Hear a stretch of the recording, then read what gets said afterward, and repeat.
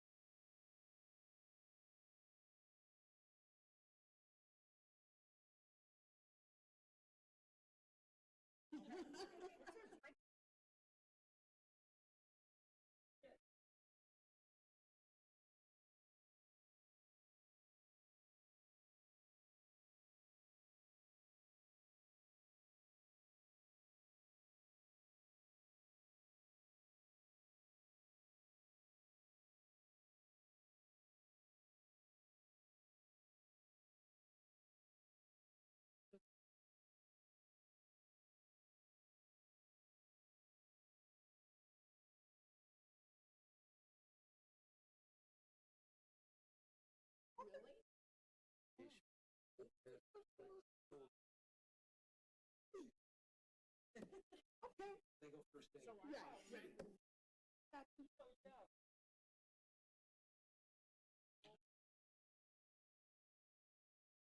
Course. Yes. 11:30. Starts at 11:30, doesn't it? Noon to, I have noon to 5:30. They're providing lunch. Yes. So it starts starting at 11.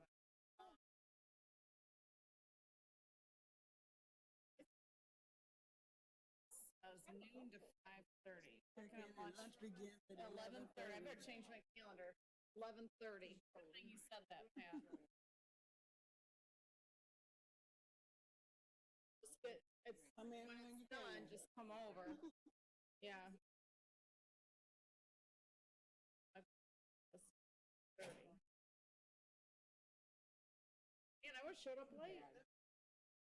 I've done it before. Nobody dies.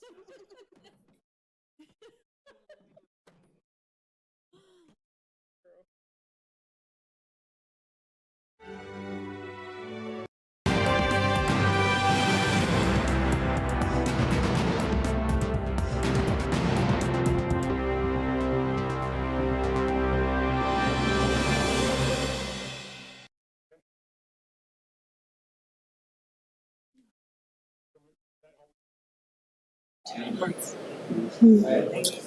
Two minutes, okay.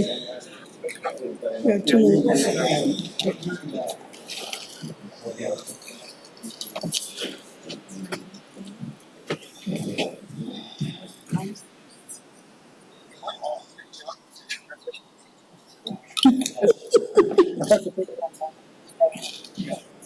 You get yours to sit up so high. Melissa did it for me. Hey, Melissa? Where's she at? Melinda. No, not No. Melinda, Melissa.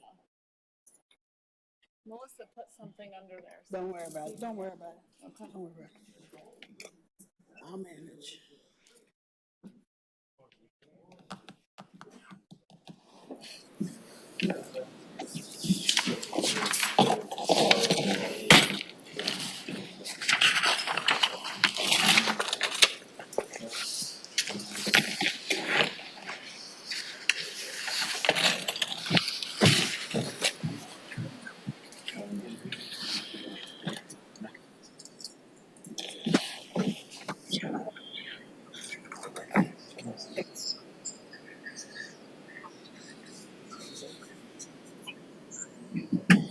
What was the date of Thursday?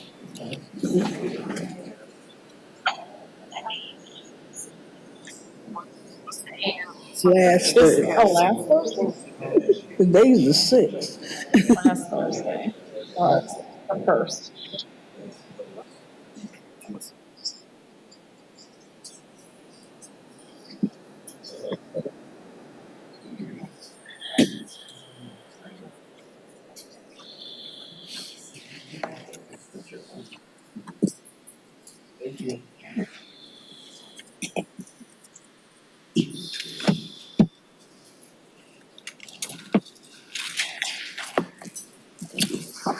Good evening and welcome to the December 6, 2022 regular meeting of the Township Board for the Charter Township of Meridian. Please join me in the Pledge of Allegiance. I pledge allegiance to the flag of the United States of America and to the republic for which it stands, one nation, indivisible, with liberty and justice for all. Thank you. Mr. Lemaster, could we have a roll call? Supervisor Jackson. Here. Clerk Guthrie. Here. Treasurer DeShane. Here. Trustee Hendrickson. Trustee Sundlin. Here. Trustee Wilson. Here. Trustee Wazinski. Here. All present. Thank you. Tonight, item 4 on our agenda is presentation. We have 2. The first is by Lieutenant Everest and his Boy Scouts friends.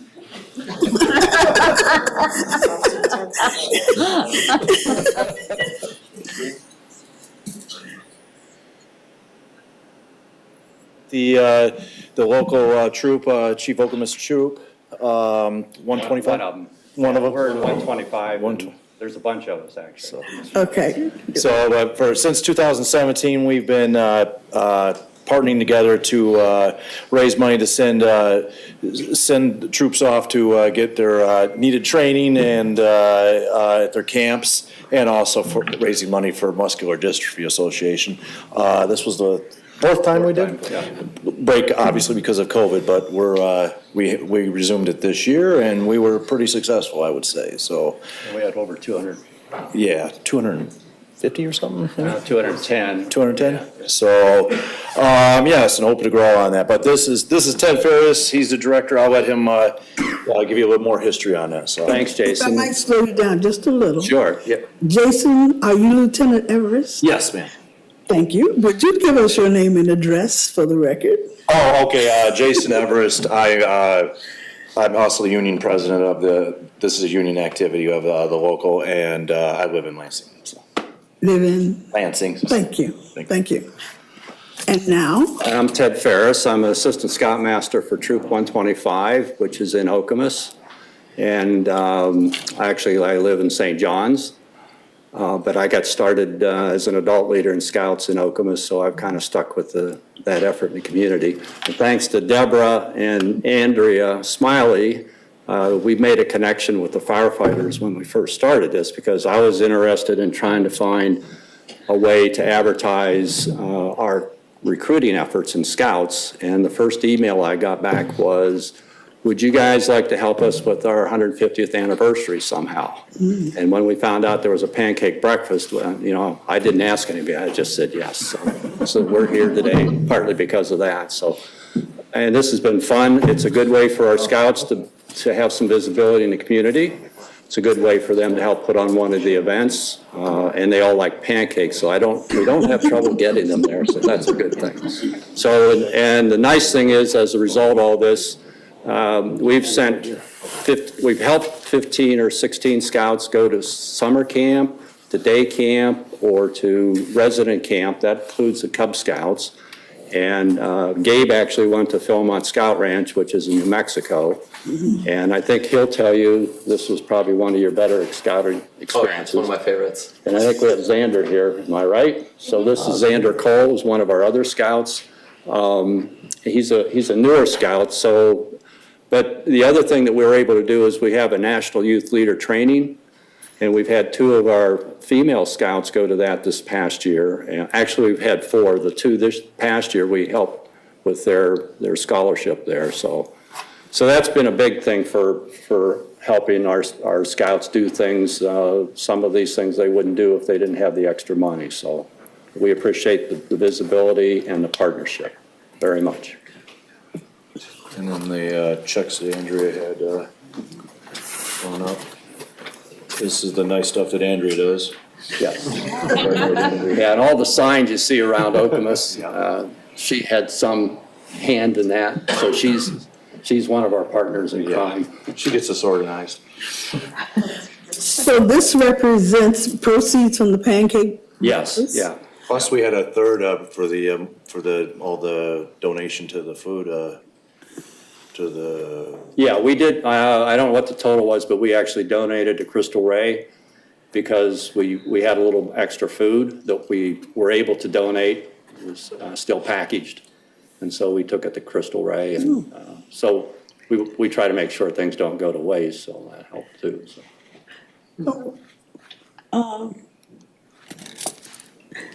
Clerk Guthrie. Thank you, Supervisor Jackson. I can't read those checks from here. Can you tell me who they're made out to and what the amount is?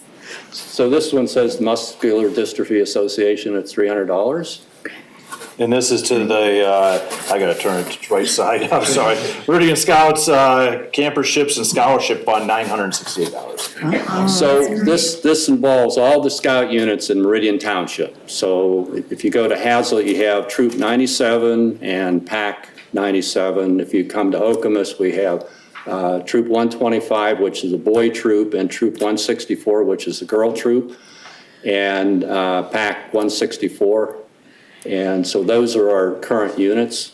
And I don't know what our totals are right now, but scouting is growing again now that COVID's passed. And Yeah, our trip alone is at 35 active members Okay. from like 12. yeah, So okay, so that's massive good. increase.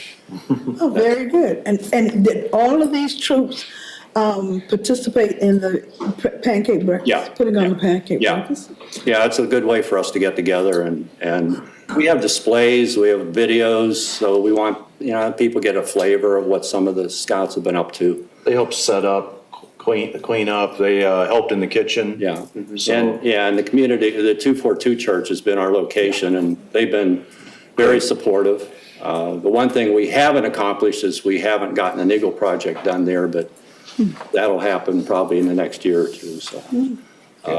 Is one of the things that the scouts do when they get ready to be an Eagle, they have to lead a project. And so you'll find with the schools, with Chippewa and Okemos High School, Hazlet schools, the scouts actually will do projects for the schools or the parks. We've done a couple with the parks in Meridian Township, so. And hopefully they leave a good footprint and, people appreciate what they've done, so. Yeah, thanks to the 242 Church too, they do Yeah. every year, they Yeah. saved us, so. And thanks to the manager for showing up too, so, thought I'd forget, didn't Well, I'd like to take this opportunity to congratulate you all on this effort, and I'm certain that the organizations listed will enjoy and appreciate the contributions that you make. Mr. DeShane. Just a quick thank you to the Scouts for the contribution they make to the community. Many of our parks have benefited from Eagle service projects in the past. I'm thinking of the amphitheater at Harris Nature Center that was built there, and many other things that were done in our parks by Eagle projects. So, and the amount of time that the adult leaders put in, having been one myself for Troop 97 at Hazlet, I know it's significant and it's great in building character for the youth and making a significant contribution to our community assets. So thank you. Other board members? Clerk Guthrie? Thank you, Madam Supervisor. Congratulations. I'm glad to see this annual event continue since the 175th. I was a gun leader with my mom for my boys growing up. So there's nothing that says community like a pancake breakfast. So if somebody hasn't been to a pancake breakfast, who doesn't like to eat pancakes? But there is a huge sense of community and pride when people gather for a Scout pancake breakfast. So, and you guys are wonderful, and I'm glad to see this money put to good use and that it's a benefit for the Scouts. So thank you for continuing to do this and to give back to giving back to the community. I really appreciate it. She organized the first one, actually, so.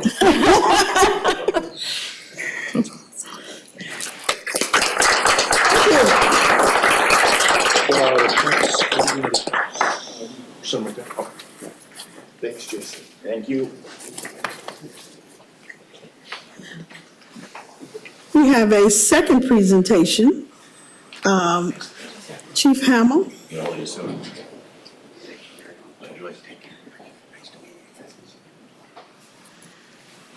Thank you. Chief Hamill? Are we prepared? Okay. Our second presentation is also from a firefighter. It's Lieutenant Samantha Weber. Also has a check presentation. That's right. So this is I think it's our third year donating to It's a Breast Thing. It's a local charity for breast cancer survivors. In the month of October, to give a little history, I know we did this last year as well.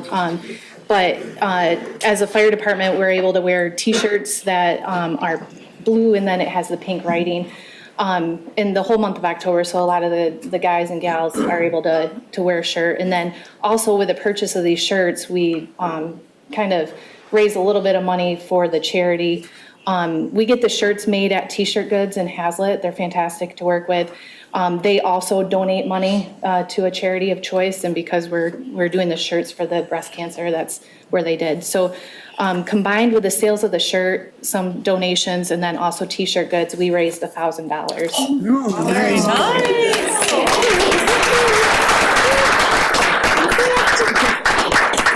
I'll let her talk a little bit more about the charity. This is Melinda Barr. She's the president of the charity. Melinda Barr, 1867 Lake Lansing in Hazlitt.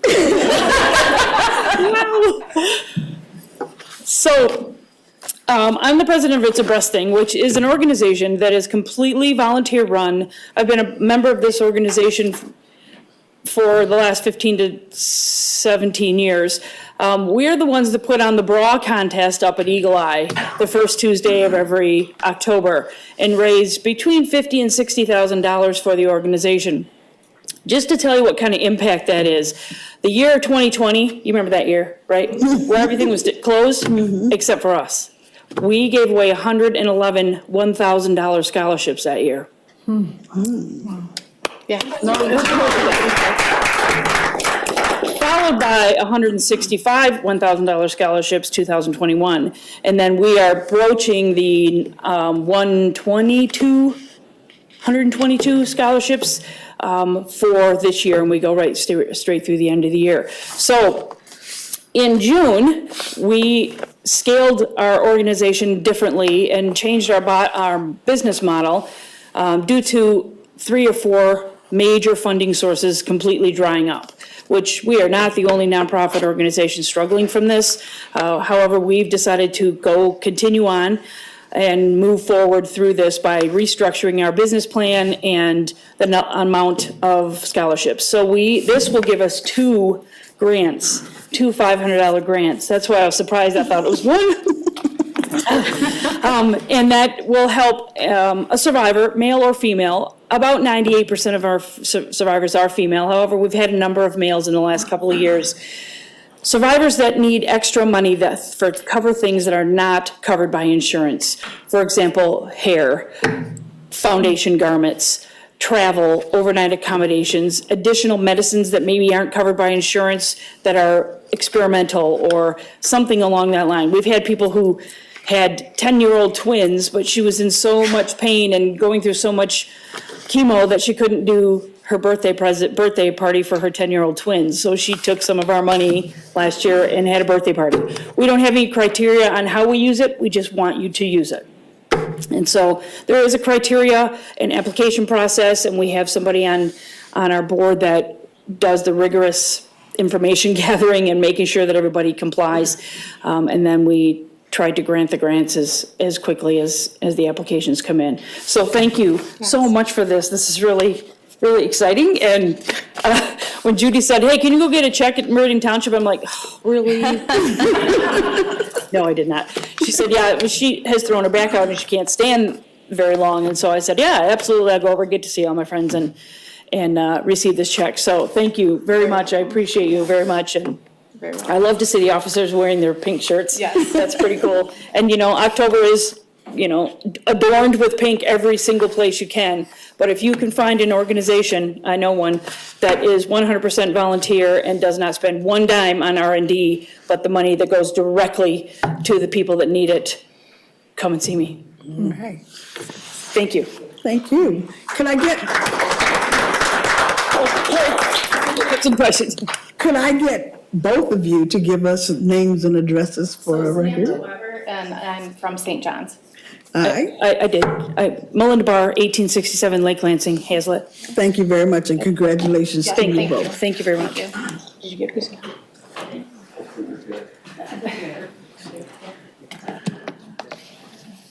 So item 5 on our agenda calls for citizens address agenda items and non-agenda items.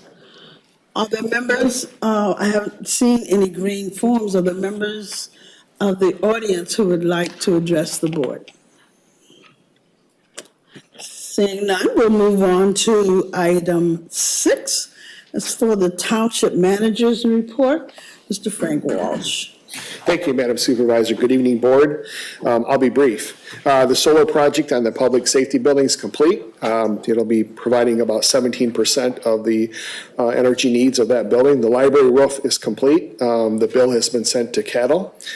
The sign project is you'll start to see that in January, February. You'll see the signs going up. We're still working on a couple of details on the entry points for the signs, most notably the east and west locations. As you know, we have 5 officers graduating on Friday. And the ceremony for the swearing in is next week. And then you'll see the 5 officers in front of you a week from tonight. And according to Chief Plaga, they've done very well in the academy. Speaking of the police department, reaccreditation is happening. Every 3 years ago, we were accredited. The involvement of the board is there. You'll see an email that if you want to be involved in that process, Friday is the day to be involved. I know that they've actually asked to meet with Supervisor Jackson and me on Thursday afternoon. Lake Lansing, the MSU pathway, you'll actually see work happening on that on the 1st of January. And that's the project, the first phase of 1 and 2 from Lake Lansing to MSU. You'll see that from the Shaw building, the music building, over to Grand River. I know a number of you are participating in the Fahey's MTA Township Workshop that is tomorrow. I have a meeting on Friday with CATA to continue to discuss the potential of a waiver of the 1 year of contribution. The local roads 2022 project is completed under the leadership of Manager Opsimer. The town hall project is going well. We still have a few more minor details, but I want to thank Director Massey and Samantha for their work on that project. Also, the 242 church.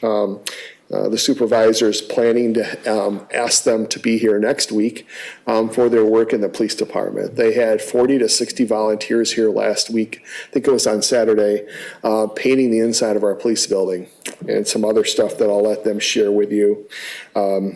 And next week, we have, of course, things follow up from tonight that'll be on the agenda next week.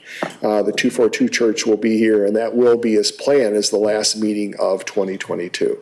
That's my report, unless you have any questions.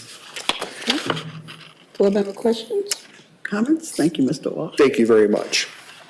Oh, one more thing. I'm sorry. I didn't hear anything about Grand River Avenue and Okemos Road Bridge. Yeah, that's interesting because I had it written down here and skipped over it. So we're hoping in the next 24 to 48 hours that intersection opens. It's going to take some cooperation from consumers, which in fact, Manager Opsimer and I were just talking about what steps do we take with consumers to make sure we have their attention on that. And we certainly have some things available to us. I also want to thank the chief, Chief Plaga. I know that he was over himself on traffic control. Can you imagine the Indian Hills neighborhood? And if you haven't been in there lately, the streets are narrow. There are no sidewalks. It's not built for 5,000 cars a day to go through that. And if you live there, you wouldn't appreciate that. And so the chief, I know, had additional enforcement, including himself, over there today with the bridge being closed today. And the bridge is back open, and it's my understanding that if you go through there, it's really an incredible view right now with the pedestals that have been installed. And so it should be another 4 to 6 weeks and the bridge should be totally open. So I think we're going to survive. Thank But you. it's taken the cooperation of many, including our residents. Yes. Yeah, thank you for allowing me that opportunity. Item 7 is board member reports of activities and announcements. Treasurer DeShane. Just one quick announcement. Tax bills were mailed last week. They should have arrived on December 1st. Of course, it's not the piece of mail you're always looking forward to, but they were mailed. And if you haven't gotten one, feel free to call township offices, our office at 853-4140, and we will get you a duplicate sent out right away. But you should have your tax bill received by now.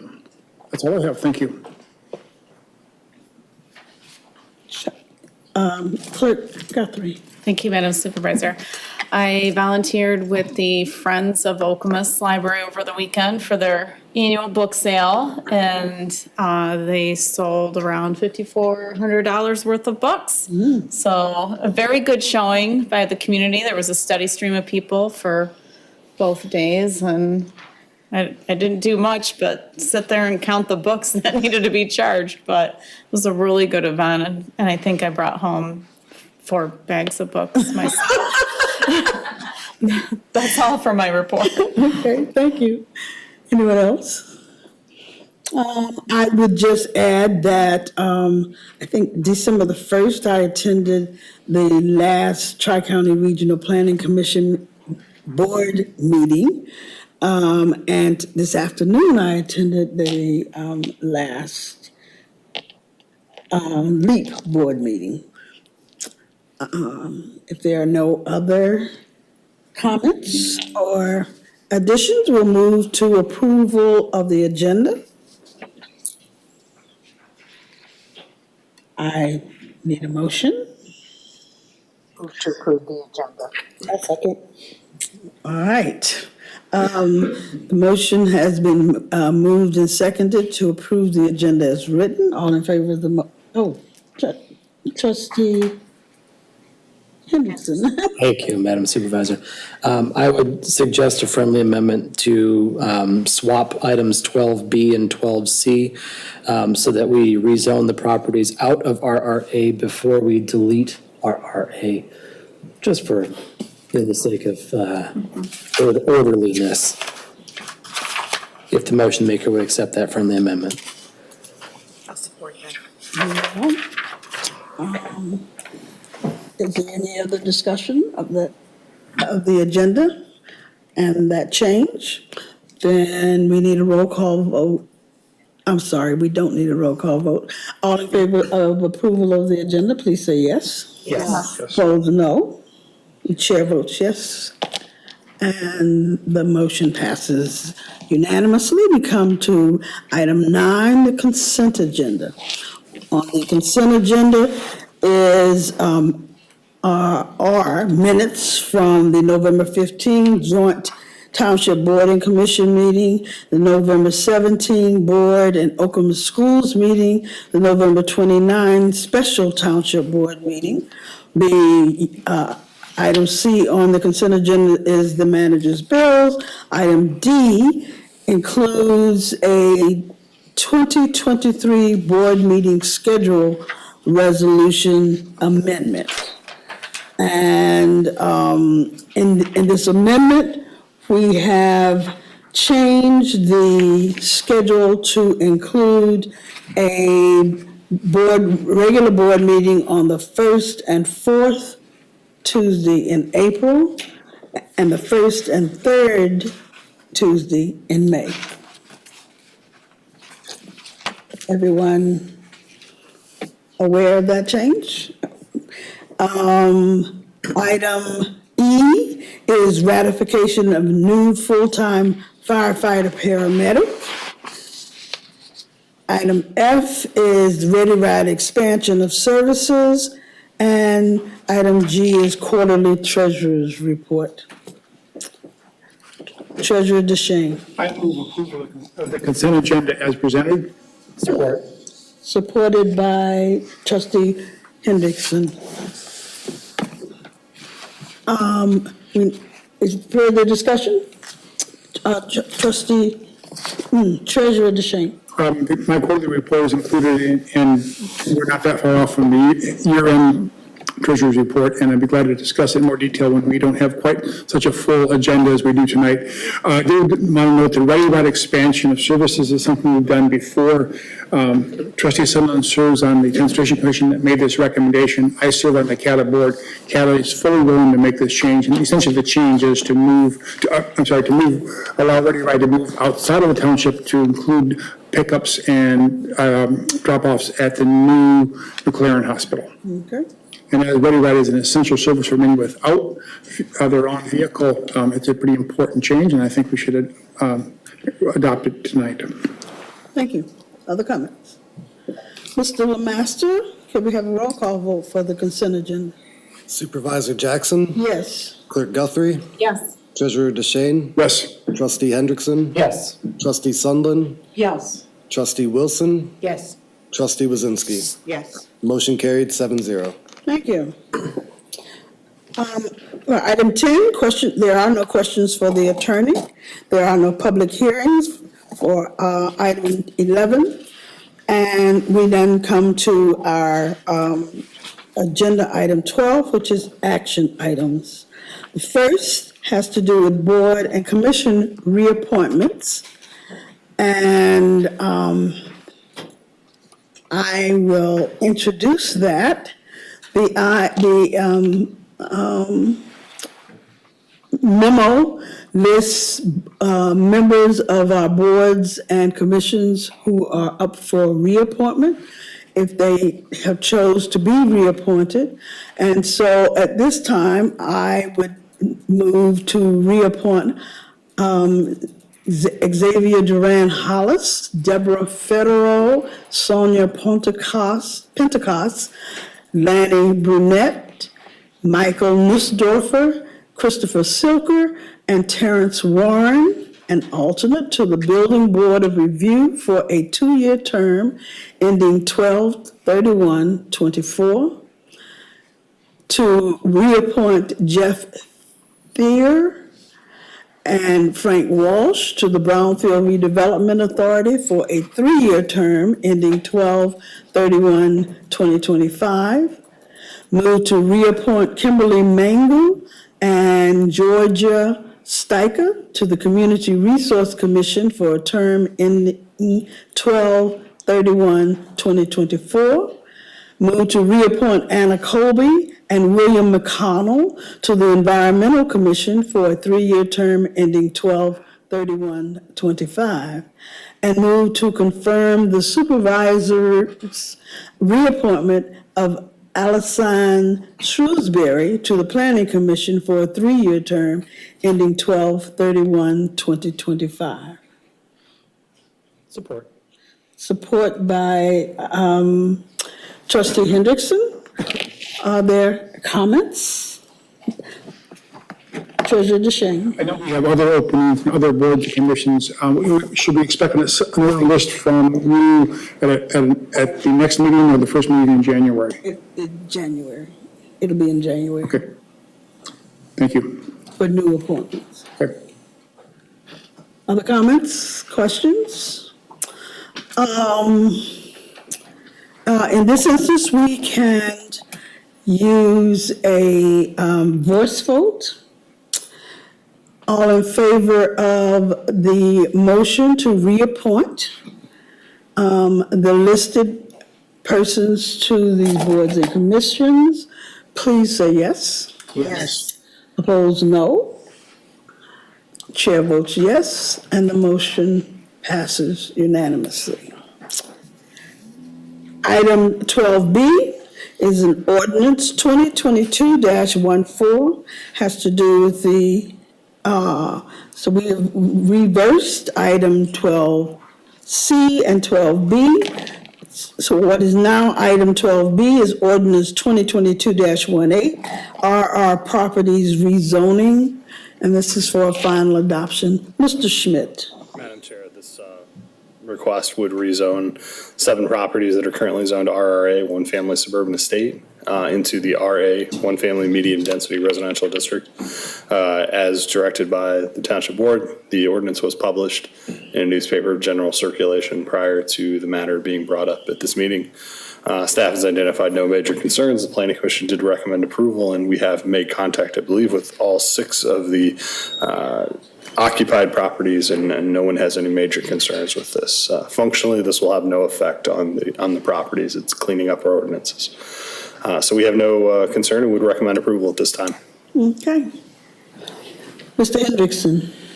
Thank you, Madam Supervisor. I move to adopt a resolution approving ordinance 2022-18, an ordinance to rezone the following 7 parcels from RRA, one-family suburban estate residential district to RA, one-family medium-density residential.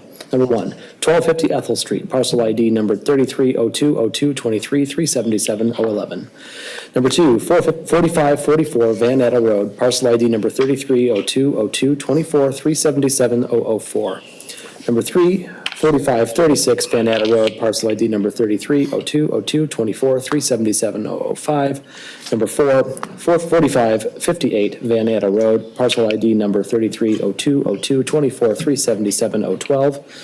Number 5, 4552 Van Etta Road, parcel ID number 33020224377013. Number 6, 4564 Van Etta Road, parcel ID number 33020224377017. And number 7, unaddressed Van Etta Road, parcel ID number 33020224377008. Support.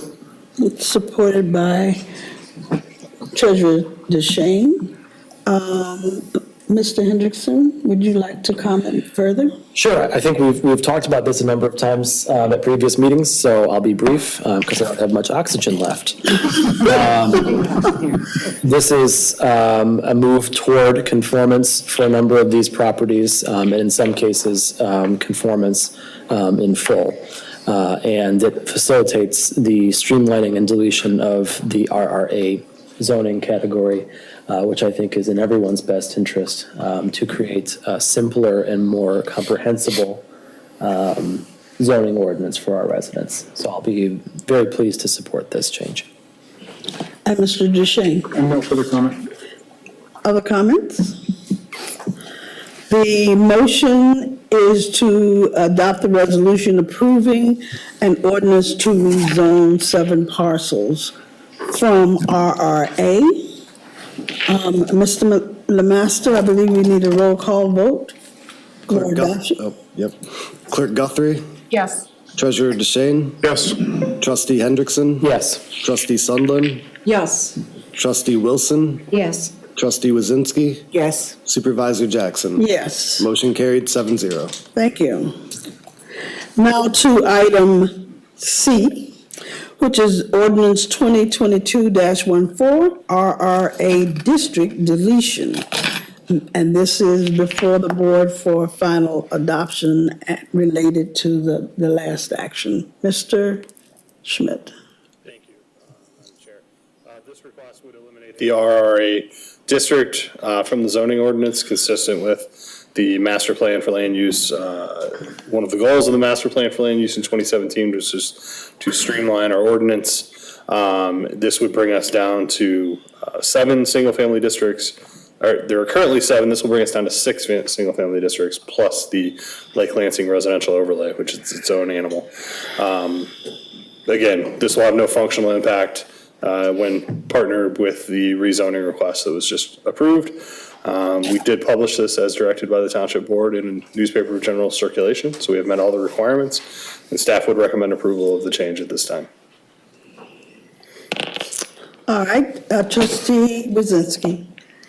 I move to adopt the resolution approving for final adoption zoning amendment 2022-14 to amend the zoning ordinance for the Charter Township of Meridian at multiple sections to delete the RRA one-family suburban estate residential district from the zoning ordinance.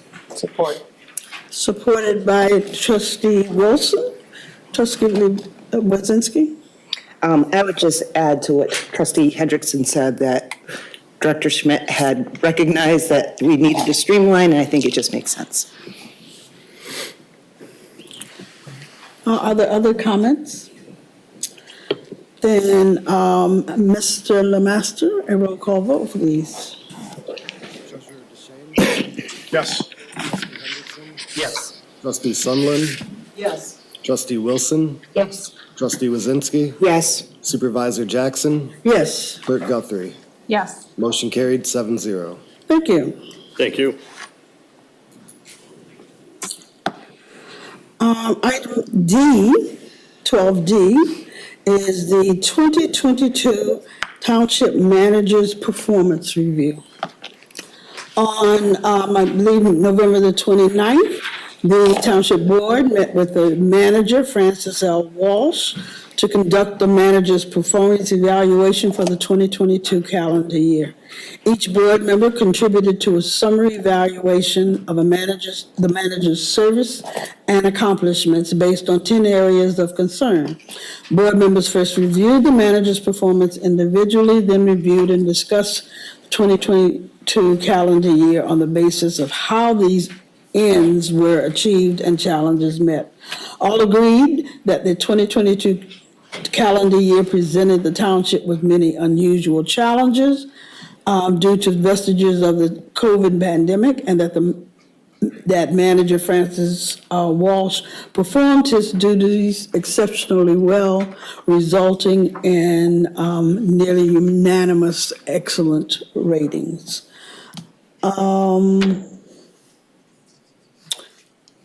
I need, a motion relative to adoption of the performance review. Am I in the wrong place? You're fine. Trustee Wilson, excuse me. Move to approve the 2022 Township Manager's Performance Review as presented. The review document shall be forwarded to the Human Resource Office for proper filing. Support. Supported by Clerk Guthrie. Trustee Wilson? You encapsulated exactly what we did. We did individual evaluations. We followed up with a group meeting in closed session to discuss the many attributes of Supervisor Township Manager Frank Walsh. We're all delighted with the year we've had with him, and we are enthusiastically giving him excellent reviews and making the motion that we're making tonight. All right. Clerk Guthrie. I don't really have any further comment on that. I think Trustee Wilson and yourself spoke eloquently about the satisfaction that the board has with the township manager. I guess I would additionally say that it's been most impressive the way in which Manager Walsh reviews the financial situation of the township and keeps it above par. I probably wish that he could come do that at my house for my personal budget. That's what I often think when I see his reports. I'm very impressed by that.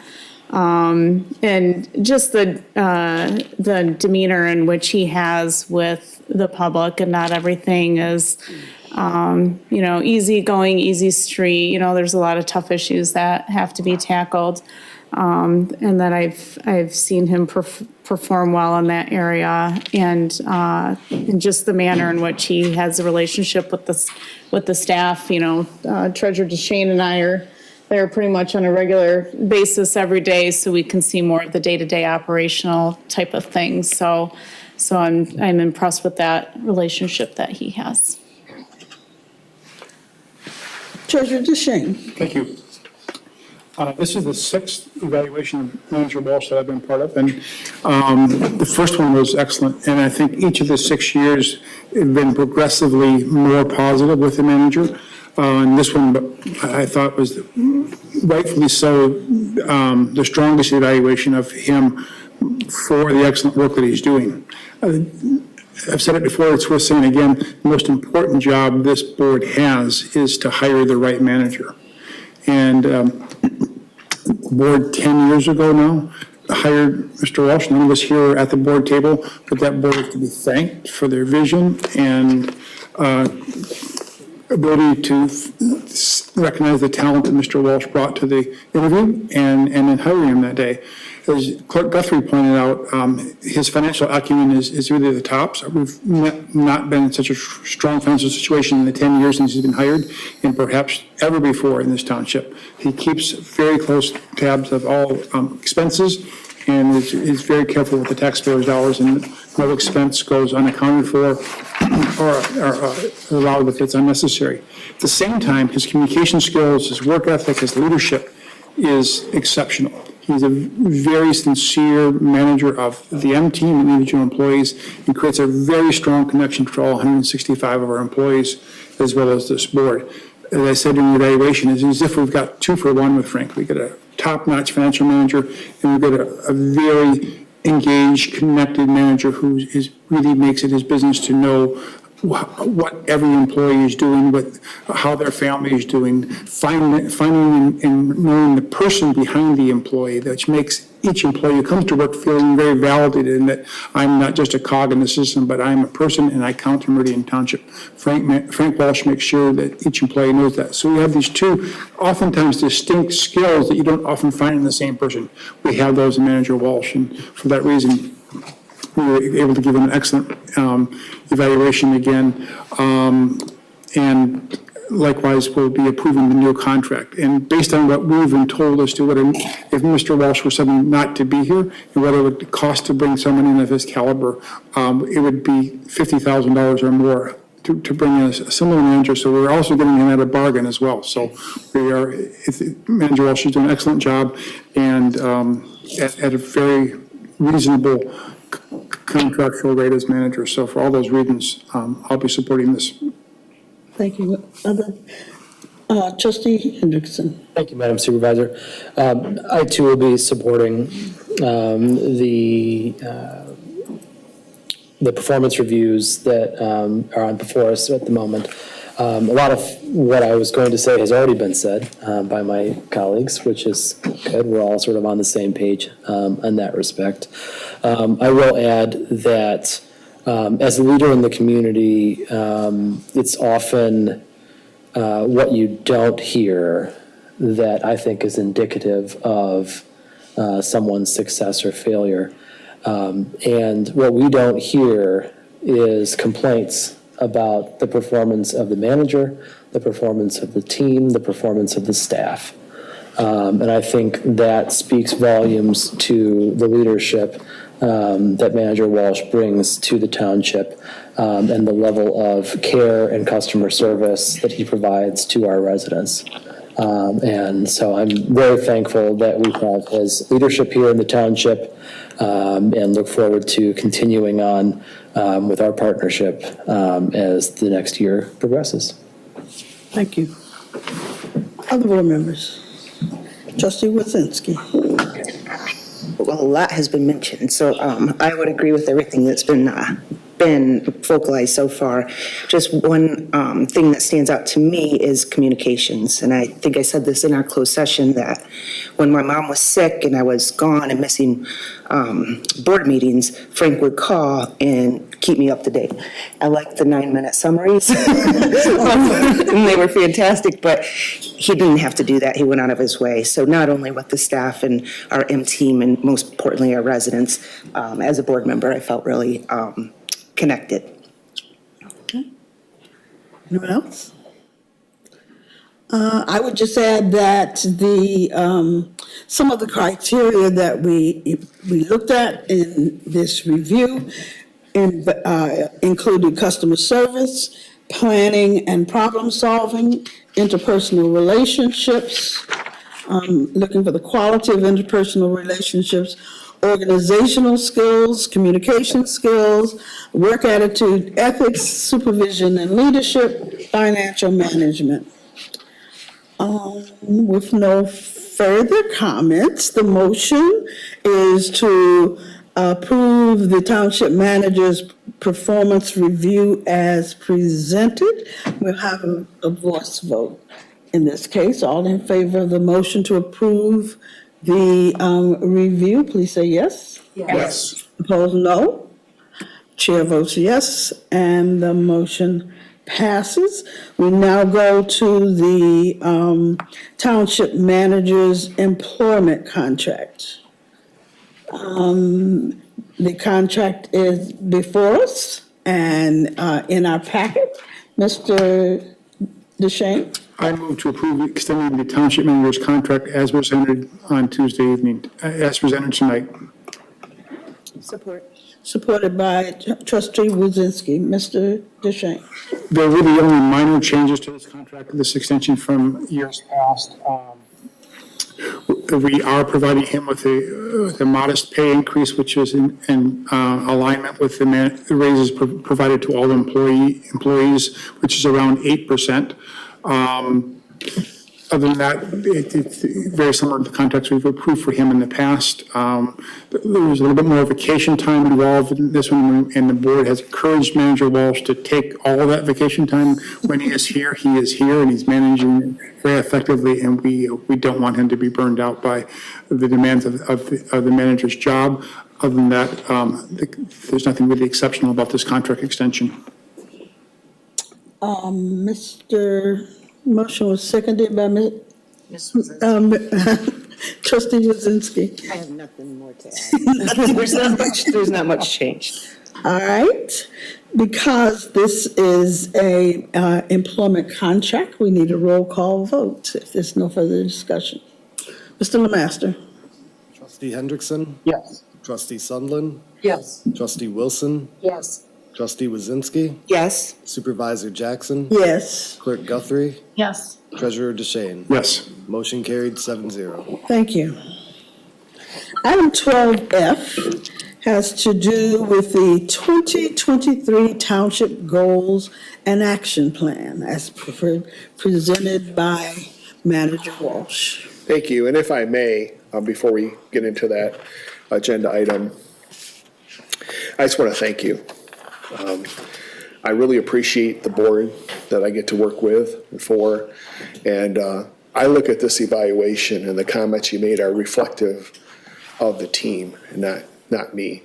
Because without them, without you, without us as a team, none of this would be possible. So while it's true that I've had the ability to build this team for the most part, I'm just really proud and I'm humbled by the opportunity to work with them. I love coming to work every day, and it's a great place to be. So I want you to know that I really appreciate it. Thank you. Getting on to the agenda item for the goals.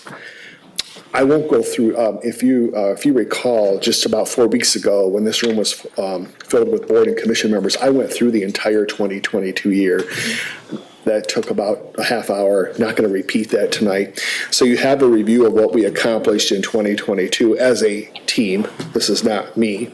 And in 2023, you have a list now that the board compiled of A, infrastructure enhancements, B, diversity, equity, and inclusion, C, economic development, D, community planning, E, environmental sustainability, F, facilities, parks and grounds, G, public safety, H, finances, I, community engagement, and J, retention, recruitment, and well-being of our staff. Those are our overarching goals for 2023. I'm not going to read to you what's in front of you. Actually, you created it, so why would I read to you? But those are our goals for 2023. If we had to crunch this all down into what do we really, there's a lot of things we want to do, but what are some of the big transformational projects that we could look at? What could we really, as Jim Collins said in his book, Good to Great, how do you take your community from good to great? Well, you do two things. You get the right people on the bus and get the wrong people off the bus. And you also set very audacious goals. Even if you can't achieve them, you set your most audacious goals. So we have 3 of them that we presented to you this evening for your careful consideration. Again, this is from input from all of you and the team. But one is to take a look at our senior center. As we compare our senior center to other communities. When we take a look at what we offer our seniors as far as a community, or as our residents as a community center, it's one area that we could really enhance in Meridian Township. Although if you look at a number of things we have, land preservation, parks and police and fire, and I could go on, we're way ahead of the curve. This is an area we're not ahead of the curve. And so one of the things that we're going to look at, if you approve this evening, is to look at, and there'll be a lot of people involved in this, but to look at the potential of a senior center, community center. Number two would be the Lake Lansing MSU pathway. It really is a transformational project, starting over at the campus and going all the way to the lake. And there's been a lot of work that's gone into that. The funding is there, it's time to act. And C is a broad brush, but it's really important. And that's, how do we further engage with our citizens? What can we do? And I don't have the answers tonight. It's going to take a collective team to come up with that. But how do we further enhance our relationship and our communication with the residents? How do we reach out? How do we get out of this room here and take it on the road? Do we have a couple of board meetings within neighborhoods? And there's lots of different things we could do. But one of the things is to, how do we take our DEI and our efforts to better communicate or enhance our communications with our residents, and how do we make that better? Those are our three goals. There's a lot more, but those are the prominent three goals for 2023. That's my report. Be happy to answer any questions that you have. I could talk for an hour and a half about all of what we're trying to do, what we have done, but I will spare you greatly from that. We'll see. Thank you. You're welcome. Board members, we have a motion to adopt before us, but we're certainly. We haven't made that motion. Right, we need to make that motion first. Are you a volunteer to do that? Trustee Wilson. Move to adopt the attached 2023 Meridian Township Action Plan. Supported by Mr. Hendrickson. Trustee Wilson. I'm really pleased with this plan for 2023. It addresses where we have gaps, and it also builds on the things that we've been able to accomplish so far. And I'm really happy about our big goal, which is an audacious goal, but it's one that I fully embrace, and I'm looking forward to the opportunity to work on this, and that is to create, either through an existing building or a new building, and where the location should be, and is it on the bus line? Does it have parking adjacent? But to get a center that would be somewhere in the center of this community that would serve our seniors and all of the community is something I've really looked at for a long time. We have a senior center housed in Okemos Schools right now, and so the Hazlitt folks that use that facility are kind of the stepchildren. We're not looking at our entire community, and I'm really excited for an opportunity to do this, as well as the pathway, which is, when you think about what this entire region has done with the pathway system, this is just like the last piece to go in, and that is going to be so valuable to our community of walkers, runners, bikers, dog walkers, and so on. And then Manager Walsh came up with the third goal, which is the communication piece. And I agree, it's amazing to me. We think that we are out there all the time. You can subscribe to our weekly electronic newsletter of what's going on. We send out memos about things like Okemos Road Bridge being closed, but it's amazing how many people I run into who don't know what's going on. And we want to be as transparent as we possibly can. It makes people feel more involved. So I'm really happy that we're going to do this enhancement of our communication and outreach. Thank you. Mr. Hendricks. Madam Supervisor, I agree with what Trustee Wilson has laid out. I'm also very excited about the possibility of moving forward with the senior and community center here in the township. I think that is a sorely needed feature that would propel us even further into the upper echelons of communities in this area. I think that the remainder of the goals that have been laid out that are not amongst the top three represent the continuation, in many cases, of the good work that has already been done or been started. These are not short-term goals, right? These take time. I'm particularly excited about the possibility of looking at and analyzing, creating a tax increment financing plan on the corridor. I think that could have a major impact on both the safety and the overall beautification. It's a reduction to say it's just beautification, but to see what they can do to improve the state of our Grand River corridor. Also, I think it's important to continue on in fulfilling the promises that were made to the voters when they charged us with improving our local roads. And so I'm excited to see our continued focus on those and all the other goals that we've presented here, and I look forward to supporting this action plan. Treasurer DeShane. I too intend to support these 10 goals that the board, before the board tonight. I think it's really appropriate that this come right after your evaluation, Manager Welsh, because the board sets policy. The board helps craft these goals hand in hand with staff, but we don't do the work. We oversee it, we evaluate you at the end of the year, so how far, if we've met these goals or not. But it's really up to you, the team you've hired, to implement them. And this is, again, the 6th year we've had successful year goals in years past, and aggressive and really specific goals set for the year ahead of us. And I'm very confident we can meet these. We have these 3 very large goals ahead of us.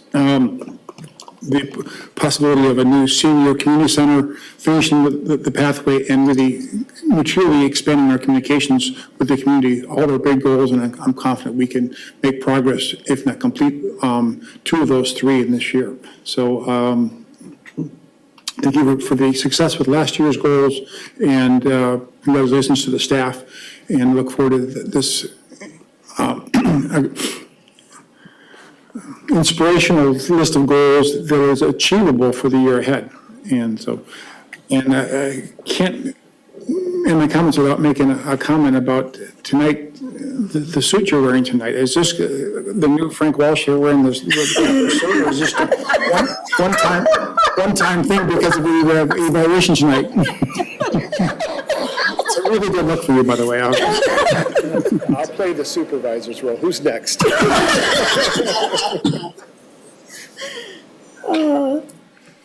Clerk Guthrie. Thank you, Madam Supervisor.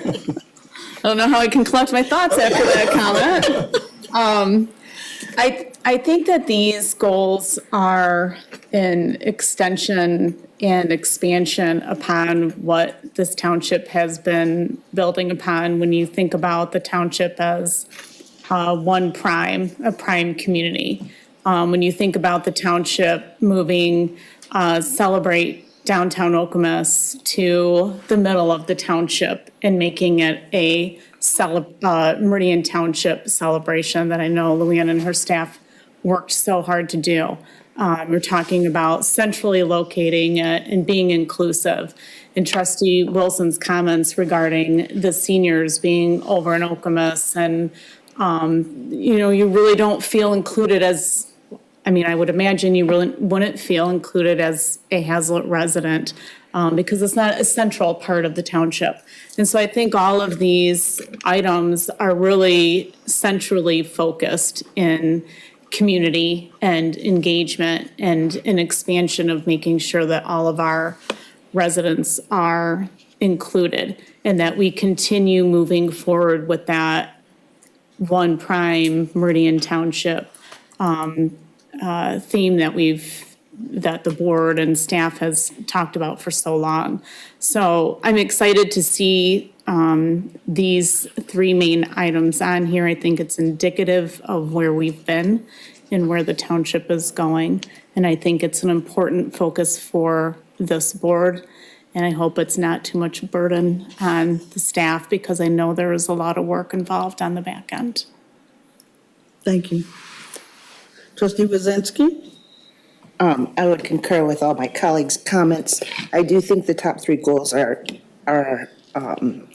thoughtful and something like Treasurer Dissing said that we can probably accomplish two. The other one's more overarching and will be long-term. I will say that I think Kurt Guthrie had said, we do have a lot of electronic communication, but maybe we need to look into some other communication so that we are inclusive of our entire community. I'm also really excited about our DEI committee, and we've started conversations about these cultural events, and we really want to reach out to our residents so they have input on those events and how that will affect people and have them feel very connected as a community. So I'm very excited. The other 10 goals are a lot of work, and I think we can make progress, no doubt. Other comments? Then the motion is to adopt the attached 2023 Township Action Plan. We can, all in favor of the motion, please say yes. Yes. Opposed, no. Chair votes yes, and the motion passes unanimously. Thank you very much. Thank you, Mr. Walsh. Item 12G, grant application for Nancy Moore Park through the Federal Spark Grant Program. Good evening, Madam Supervisor and board members. I appreciate the opportunity to be here today. The federal government had set aside some American Rescue Plan funds specifically for parks. State of Michigan currently has $65 million available for park projects. The first round is for $15 million, and from sitting in on a webinar, they had stated that they would look at the smaller requests for the first round, and then next year there'll be 2 additional rounds. This round has $15 million. Next year there's 2 rounds of $25 million each. So we have an application here, and it's the request minimum $100,000, maximum $1 million, and there's no local match required. So that's pretty nice. And so even a request for our project is $400,000. I don't think we've asked for a $400,000 project in a number of years. So this is large for us. In this program, not so large. So the Park Commission went through the 5-year Parks and Recreation Master Plan planning, submitted earlier this year for 5 years. So we've done a lot of the legwork already. This project is on our CIP. It is included in our recreation plan. And so as the Park Commission was meeting, we were talking about things we could do with this quick turnaround time. Accessibility and improvements to Nancy Moore Park were unanimously supported. Right now, I know most of you are probably very familiar with Nancy Moore Park, but you have the parking lot, and then everyone has to travel a long way to get to a pavilion to access the athletic fields. Nancy Moore supports all of our leagues for youth with soccer, lacrosse, flag football. And when grandparents want to try to come and watch their grandchildren play, there's really no accessible route to get that far down in the park. And Mike Devlin has even, he brings the gator and he will drive people back there on a Saturday on game day. And so it's really something that needs to be addressed. And so putting in an accessible pathway from the parking lot, and actually what we're proposing is to put an entire loop trail. So it'll loop around by the pavilion and then back up by the flagpole and then out to the parking lot. So it not only provides accessibility, but it also provides another opportunity for fitness. So we're excited about that part of it. And then the other thing is Nancy Moore Park was developed and opened in 1996. That play structure's been there since 1996, and it's less than exceptional then, and so even now it is highly used. Like I said, we have so many people that utilize that park. So replacing that obsolete play structure is the other thing on this list. So we're looking at the port-in-place rubber surfacing, which makes the accessibility better. There's quite a bit of expense up front in putting that in, but then there's no maintenance moving forward. And we do not have a poured-in-place rubber surface on any of our playgrounds. So this will be the first time for us, and it seems like a great opportunity for us with the grant availability. So initially, when I put this staff report together, I added a motion at the bottom.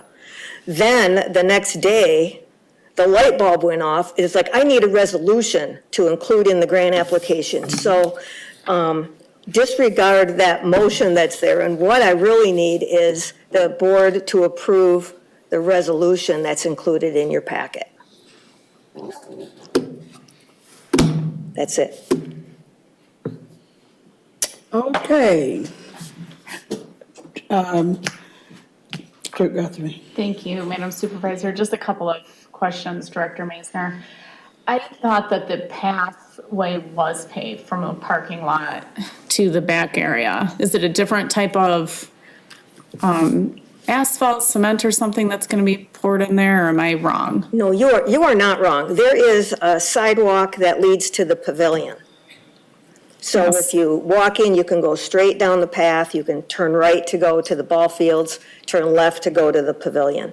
What we don't have is, that only would get you to the first part of the athletic fields, and there's another whole section that is way beyond what anyone can access with pavement. And so instead of just adding another little bit of pavement to get there, this would come off the parking lot and go to the left of the dog park. So it would veer on the left and then actually travel all the way around. So people could actually walk or bike or anything for fitness roll all the way around. So it would be an entire loop trail. So we will connect into what we have existing, starting at the flagpole. Okay. When it comes all the way around, it'll end there because our sidewalk coming back up to the parking lot is already meets the federal requirements. And then will you be, will that sidewalk also go to the playground? I know it's a short distance from the sidewalk to the playground, but just the ability for anyone who has accessibility needs to be able to get to the playground. Yes, so when that trail comes around, then it goes to the pavilion, and then it goes to the playground, and then back to the parking lot. And then there's also an existing trail that goes up to Namoki Trail through the woods to the north. So it will connect in with that as well. And, you know, the nice thing about this park too is that it's adjacent to the MSU to Lake Lansing Trail. So this is another route people could take to get up through the park. Thank you. Okay. Good question. Trustee Hendrickson first, please. Thank you, Madam Supervisor. Since we're discussing, we should probably make the motion just so we're doing this about the topic here. I move to adopt the resolution to authorize a grant application for accessibility improvements in Nancy Moore Park through the Michigan Natural Resources Federal Spark Grant Program in the amount of $400,000. Support. Supported by Clerk Guthrie. Mr. Henderson. Thank you. I think this is a terrific grant to apply for and a no-brainer from our perspective since there's no local match required. I would be interested, perhaps at a later time, to find out what you have planned for the second and third grant applications, assuming that, you know, those come out in the timeline identified here. But this is an easy yes for me to go forward with, and I look forward to supporting it. Clerk Guthrie. I don't have any further comments. You don't? Except I'd love to see the new playground structure if that happens. A picture of what that proposal looks like. Mr. DeShane. Yes, I love this park. I walk up whenever I can. I'm wondering if we couldn't show off our new AV system by maybe bringing it up on Google Maps. Can we do that with the system? Because I too am having a hard time envisioning what. I should have brought a graphic. What we're adding to what's there now. Okay. Okay. See if give them a minute to pull it up.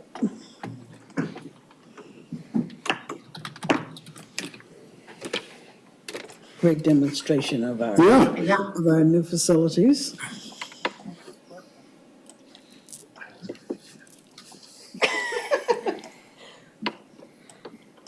Someone's got to make jokes. There we go. Okay. All right. Oh, excellent.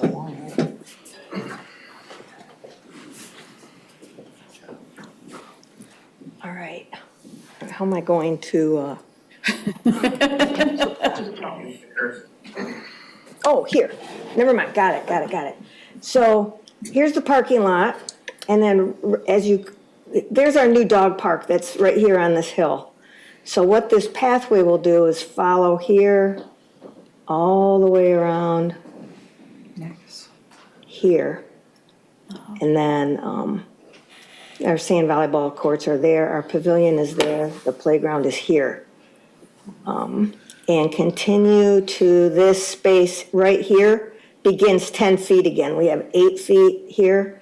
The federal standard, since these are federal funds, is 10 foot wide. Okay. So we will have to actually amend this to make it 10 feet. And depending on the condition, we may just pull it up and put fresh asphalt there. But this would all be brand new. And so that is quite, I've been out there a couple times walking it. I don't have the distance for you right now, but I will have here soon as when putting this together.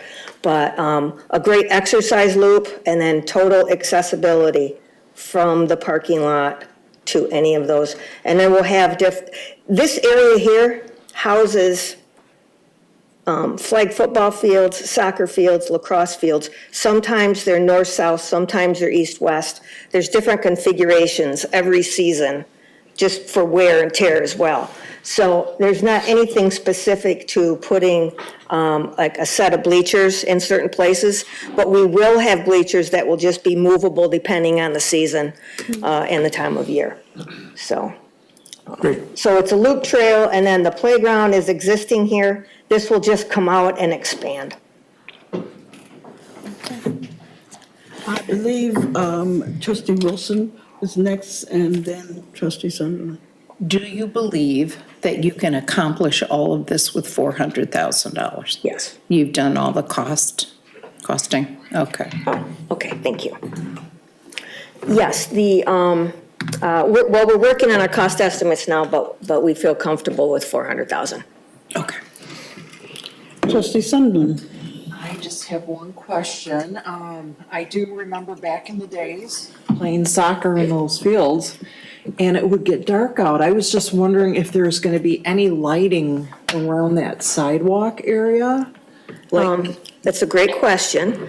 Our parks close at dusk. So we do not have lighting in any township park, and with township ordinance, our parks are open from dawn until dusk.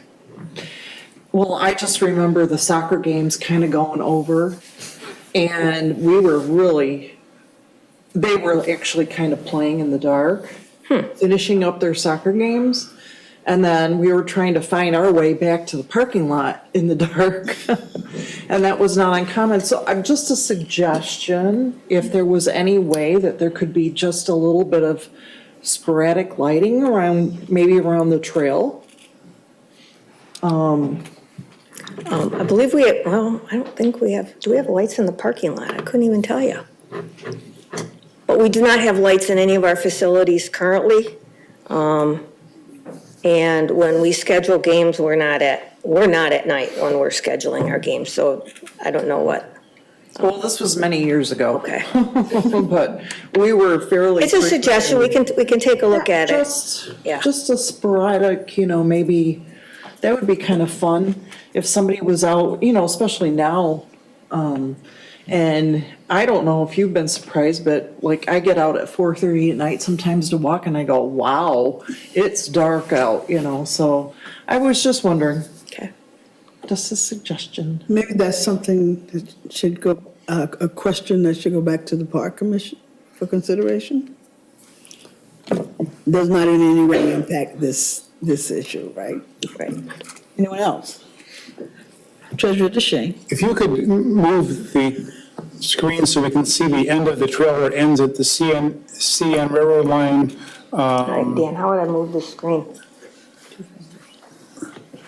This is really not related to the grant, but since we've got you here, I thought you had to do it on your. Click and then. There we go, okay. yeah, that's the idea, keep going.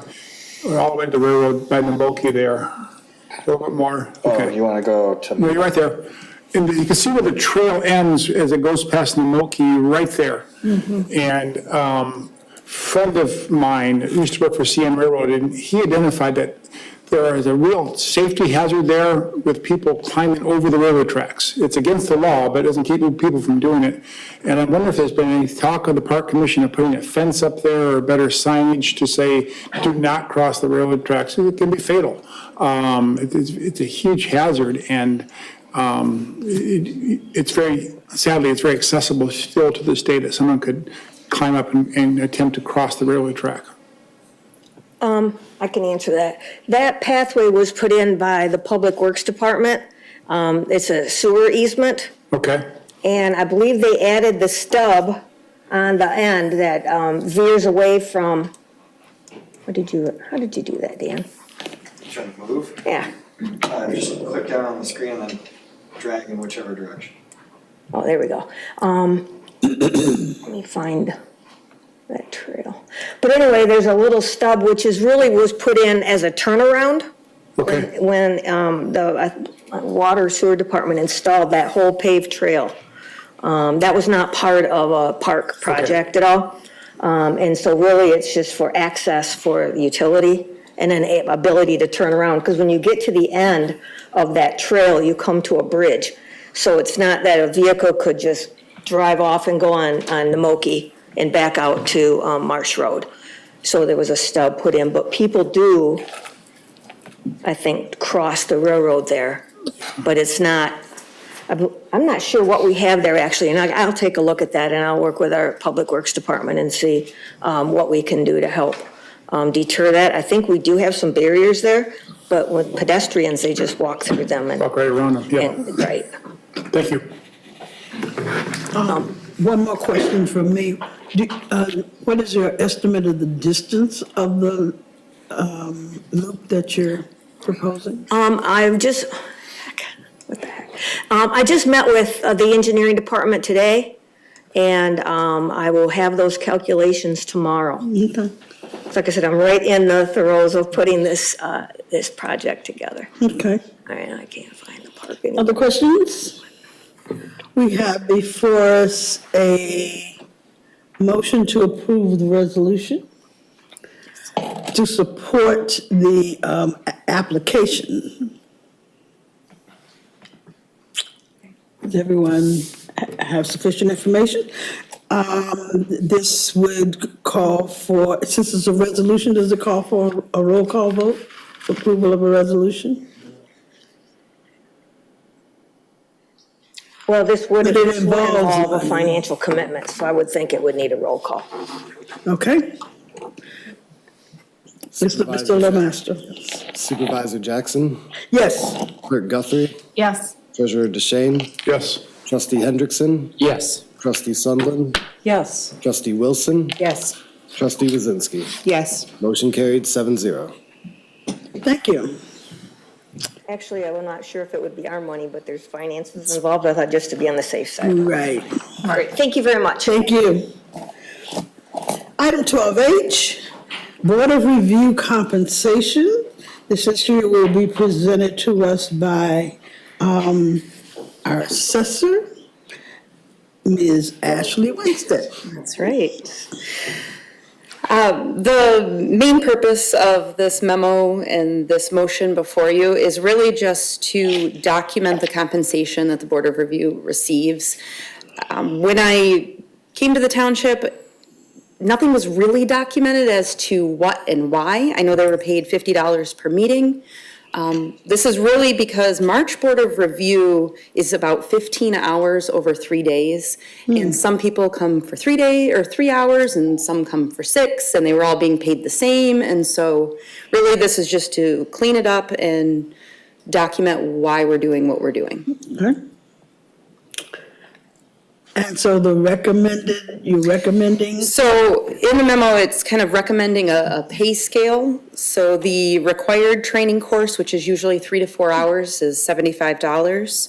The organizational meeting happens in March. I'm recommending a $50 pay. March Board of Review, that's that 15 hours, usually in 3-hour increments at $25 an hour. It gives us an ability that if somebody can't make it or has to leave, we can compensate them accordingly. And then July Board of Review and December Board of Review are more brief meetings, one day for $50 each. Okay. Treasurer DeShane. I move to approve the compensation for each Board of Review member at $75 per required training, $50 for organizational July and December Board of Review meetings, and $25 per hour for March Board of Review meetings. Support. Supported by Trustee Wilson. Mr. DeShane. I'll just say that the Board of Review volunteers do exceptionally good work, and it's actually quite exhausting work as well.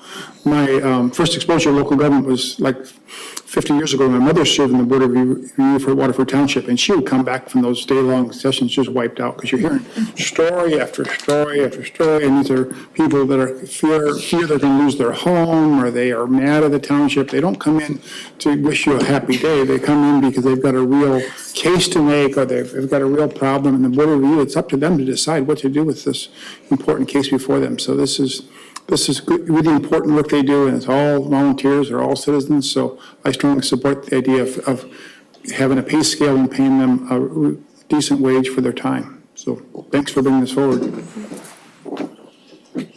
I believe Ms. Wilson. Yes, and I agree with Treasurer DeShane.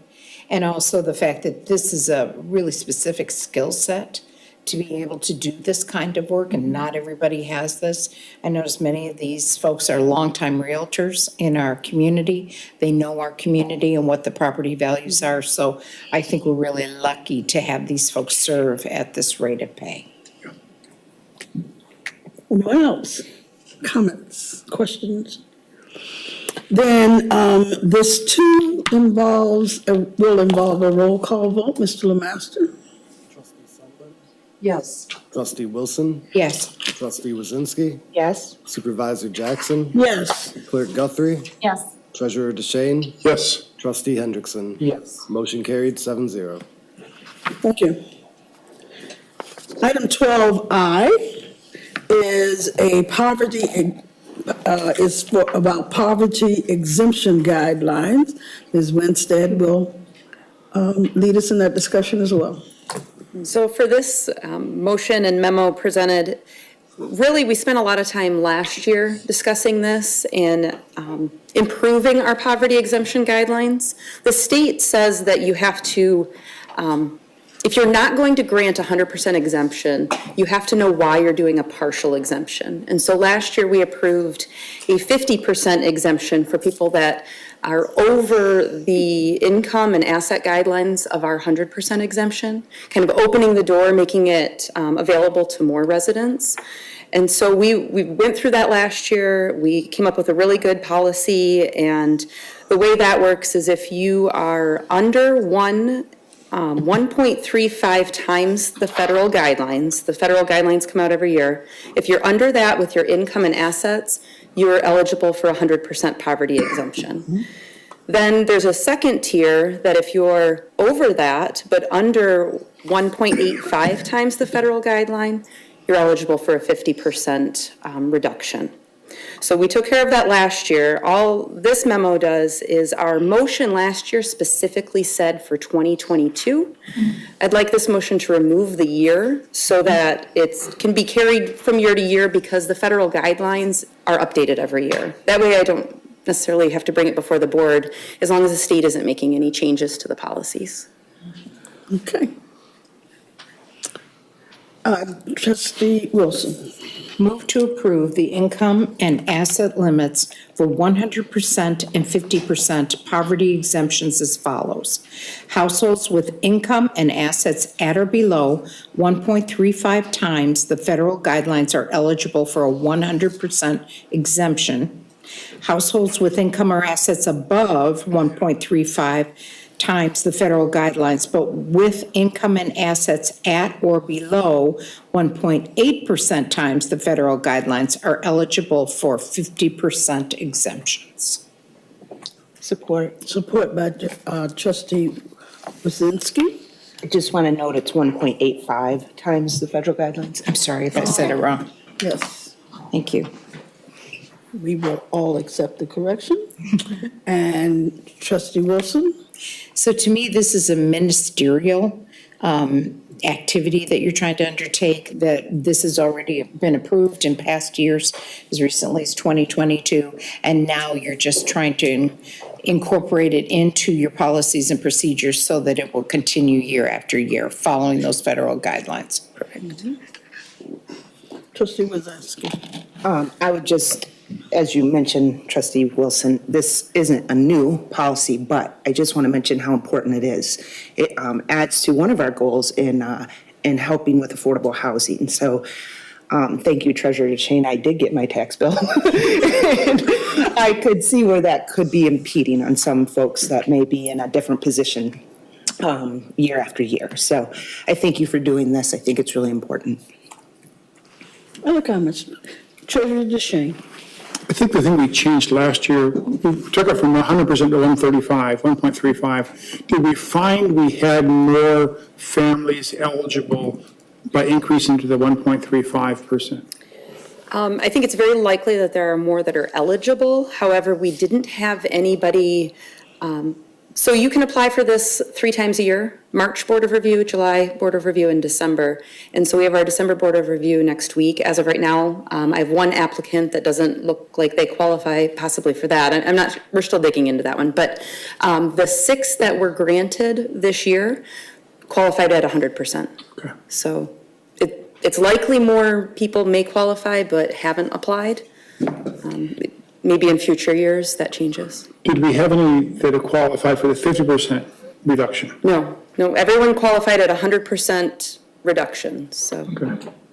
The other thing that we found other communities have done is that there's an asset limitation, that if your assets are 135 or 100% of the poverty level, you are disqualified. And that, some communities have raised that asset limit to 2, 3. One community in Washington County, I remember, had 8 times the assets of the poverty. So we didn't kick someone out because they had a car or other necessary assets to their, do you think our current asset limitation, that being the standard of the federal guidelines, is keeping anyone from applying? I'm certain there are people that may qualify if they were raised. On average, we probably deny 1 to 2 applications a year for people that are over the income or asset test. I mean, the more we open it up, obviously more people are going to qualify. Whether they apply or not, I don't know. Part of my, I would almost be curious to see another year or two before we open it more of what, when there's less government stimulation in the economy, if we might see more applicants. I'm curious if we'd see more applicants qualified under these guidelines in 2023. Okay. And as a follow-up to that, this really does fit with an important issue for the board, which is making housing more affordable here in Meridian and keeping people who have had a drop in income in their homes. And I get calls quite often from taxpayers that are concerned about losing their homes. We do refer them to this program. And so it's something this board might want to look at in future years, of adding to our toolkit of making housing more affordable here in Meridian Township. So if you can track this data for us even more closely in the year ahead, so this board can get an idea of how modifying it in the future might allow it to capture more eligible and needed eligible families that need this in order to stay in their homes. That would be very useful for me, at least, and I think the entire board. So thank you for bringing this to the board tonight. Trustee Hendrickson. Thank you, Madam Supervisor. So you'll have to forgive me for some of the basic questions because I was not here when this came up last year. But these are all based on the federal poverty calculation, the federal poverty level, which by my Googling of that number right now, this year is for a family of four, $27,750. For an individual, it's $13,590. And so when we're talking about income and assets of 1.35 times that rate, for a family of four to qualify for the 100% exemption, they would have income and assets of $37,462 or less for a family of four to obtain the exemption. And then further, for the 50% exemption at the 1.85, it's up for discussion. That number is $51,615. And I think the point that Treasurer DeShane makes is a good one, which is the assets. We're talking about a property tax exemption. The assets, you're going to get above that number in almost every case. The fact that we're talking about, you said six, right? Six at the 100% level and none at the 50% level. Correct. And how many homes, how many occupied residential properties do we have in the township? Owner-occupied residential properties is roughly 11,000. Okay, so we're talking about a very small number of successful applicants. And with an asset limit that, like the one that we're talking about here, that's very, very small. I think I agree. I'd like to see the data over the next year, as we're not going to see another stimulus coming likely in the next calendar year. And I certainly have no issue with approving what we've done last year tonight. But I do think it's worth exploring whether or not we should look at the asset limit next year, because this is, I think, prohibitively removing a number of people that might otherwise qualify by keeping that asset limit so low.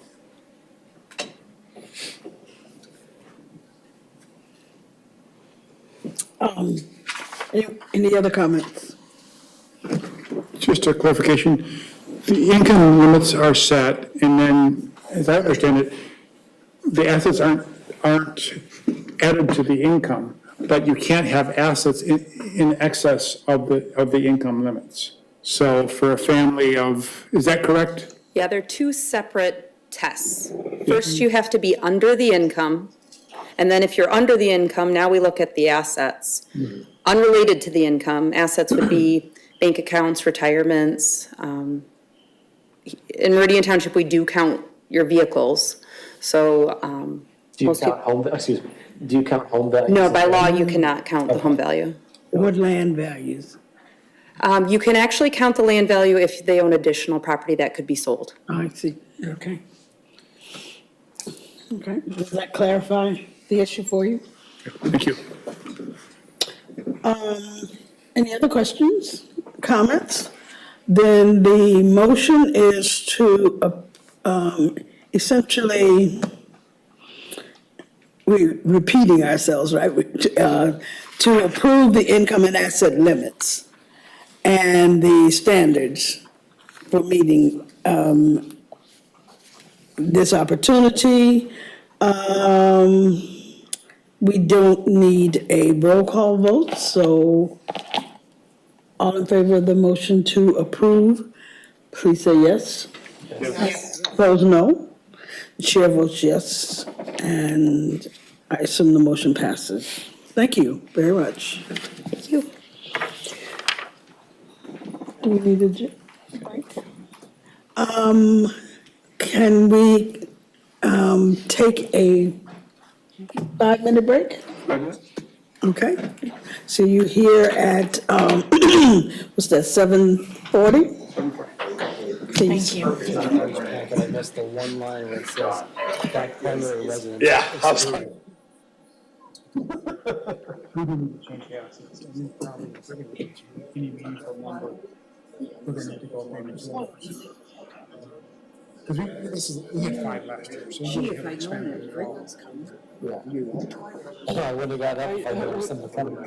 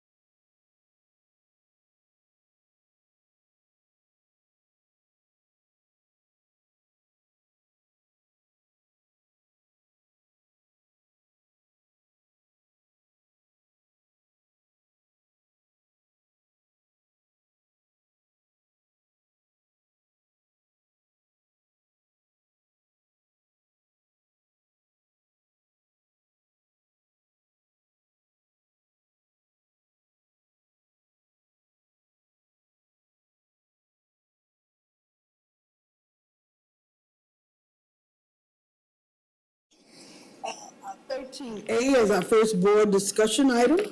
This has to do with SUP 22-091, Grand Reserve, buildings greater than 25,000 square feet. Mr. Schmidt.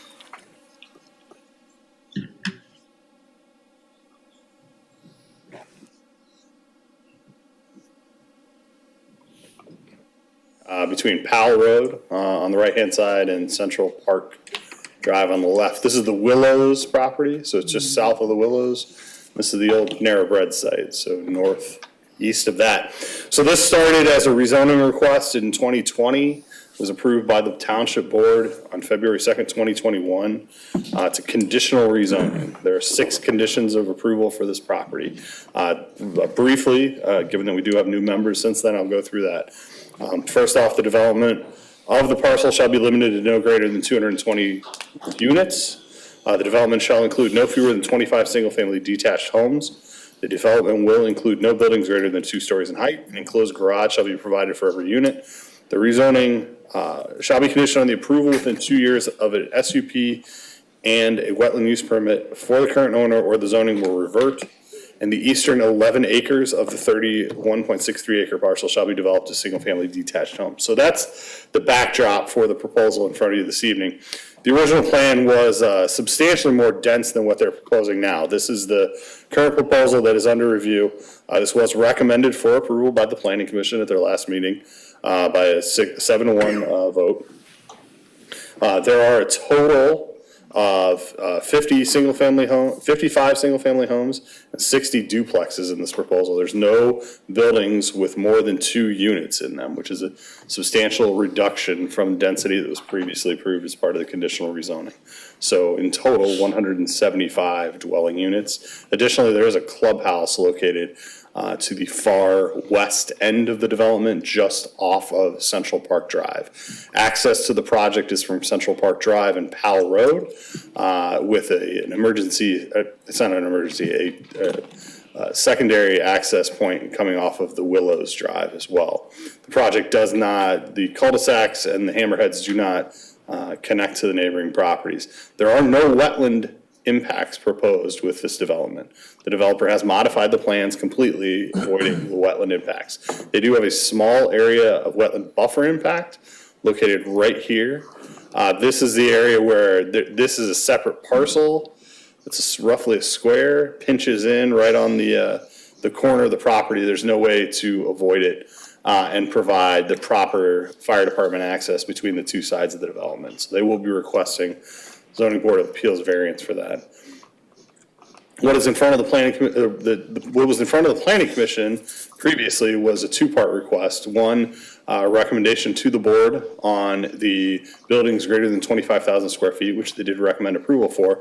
The second was the project in general. The single-family use in a multifamily district requires a special use permit, as does the clubhouse in a multifamily district. Those were approved by the Planning Commission, again, as a 7-1 vote, subject to a series of 10 conditions, which are in the resolution in your packet this evening. So functionally, the only thing that the board is being asked to discuss this evening is the group of buildings on a single parcel greater than 25,000 square feet. The applicant is here and I believe would like to give some brief remarks, and I am happy to answer any questions when the time arises. Yes.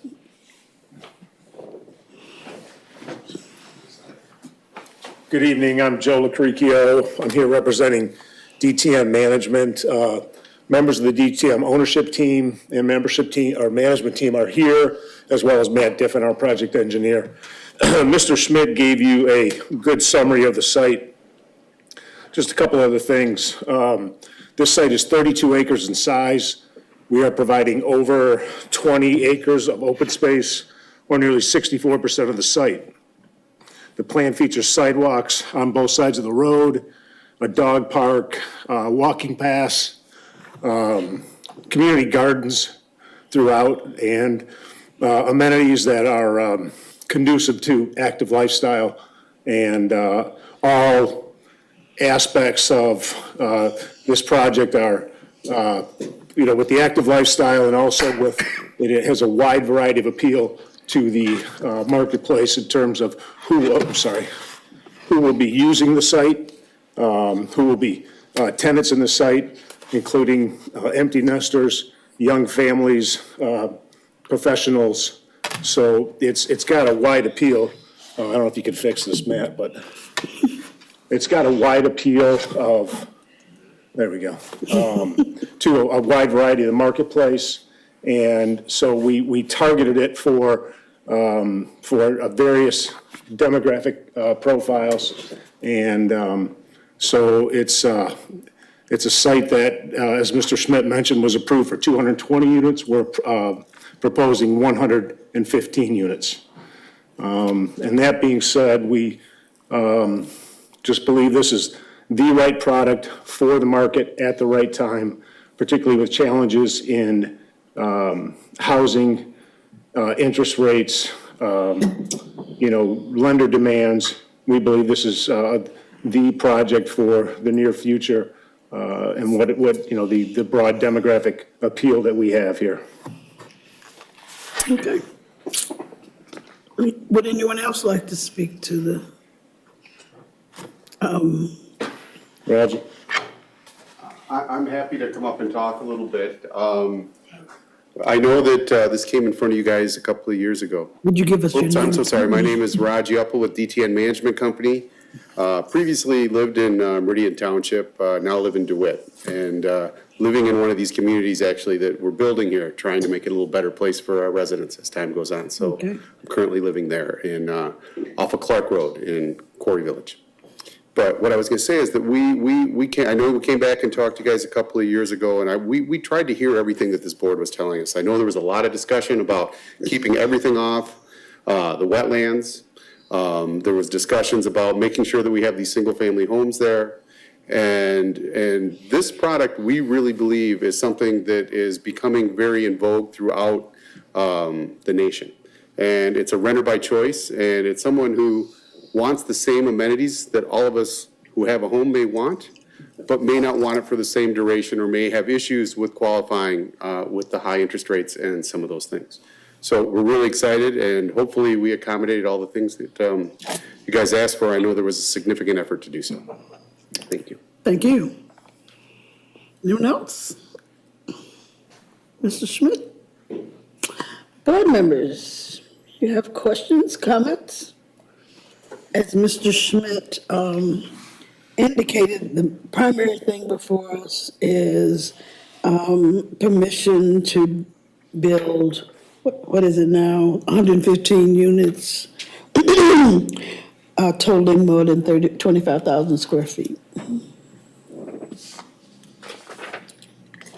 Trustee Wilson. Thank you, Madam Supervisor. I wonder if one of you gentlemen could show us on the map the portion of Powell Road that you intend to pave. I'm referring to the response to the homeowner, Dondra Kirk, in which you said you would pave Powell Road to the northern end of the property. I'd like you to just show us that, please. Hi, Matt Diffin, the civil engineer for the project. The road commission's requiring that we pave Powell Road along our whole frontage. So you can see the red line here at the north end.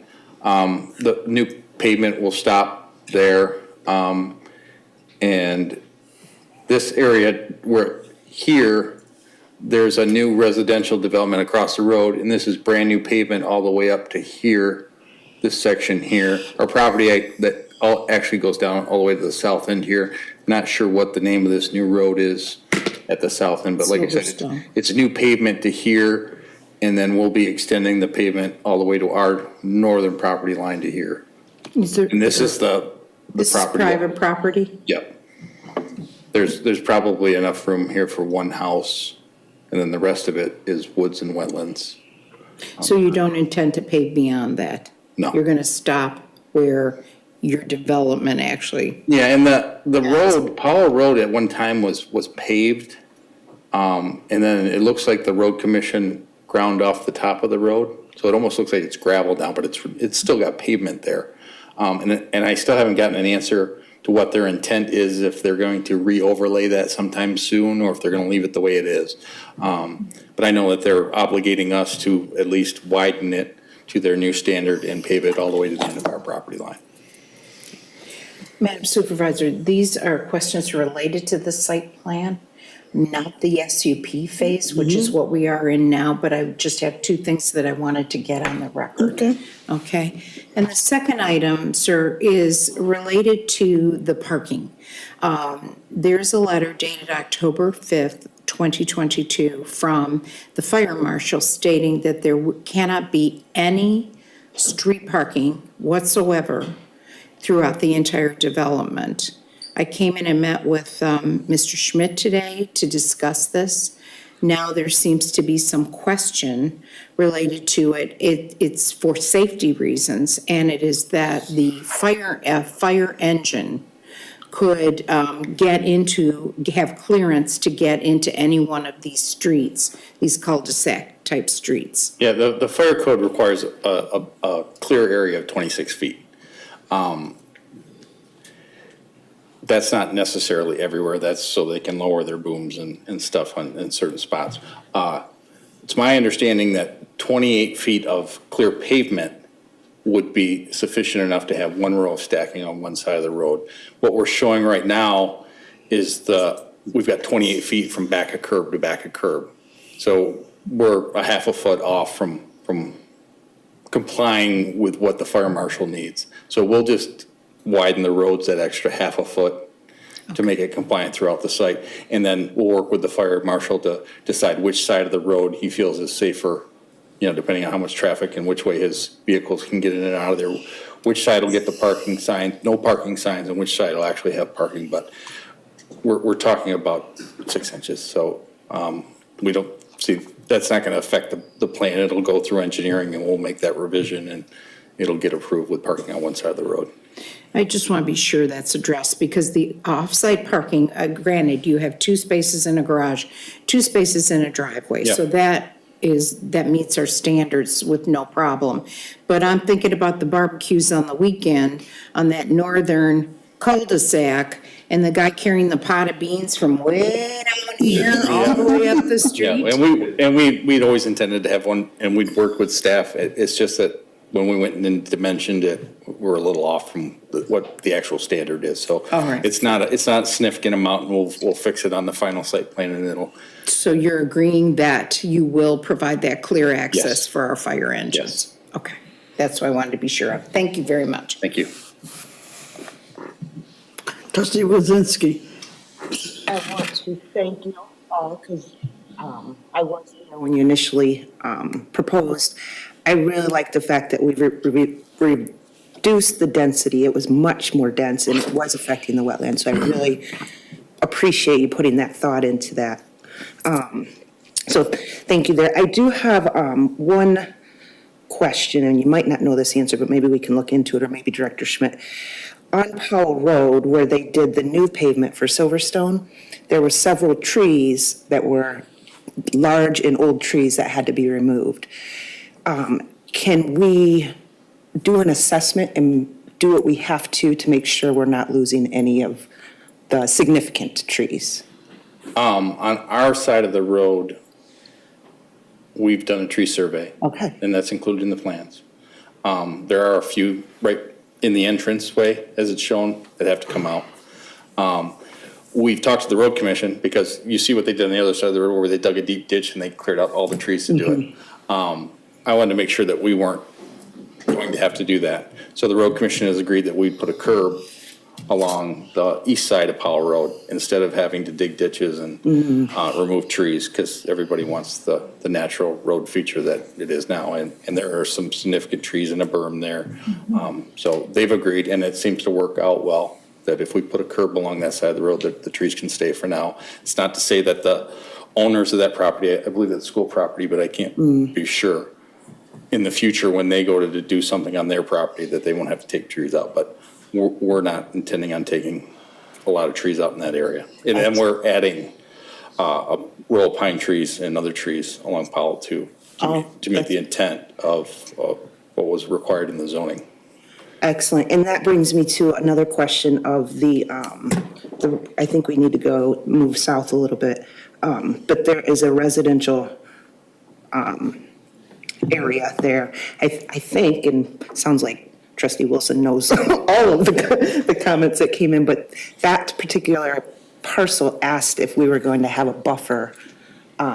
This is all remaining trees. We've got a natural path through here. We've got some of our raised garden areas here, but we're nowhere near the, you know. Parcel to the north, the cutout. Okay. That's the Kirk property. Yeah, you're still talking about this parcel. Again, we've got a large garden area. I don't remember exactly what this distance is to this nearest house, but it's significantly more than what's required for the zoning. It's well over 100 and some feet. And then the other house there's a wetland buffer with the trees that are still there, that none of that's getting disturbed at all. This is all wooded area here.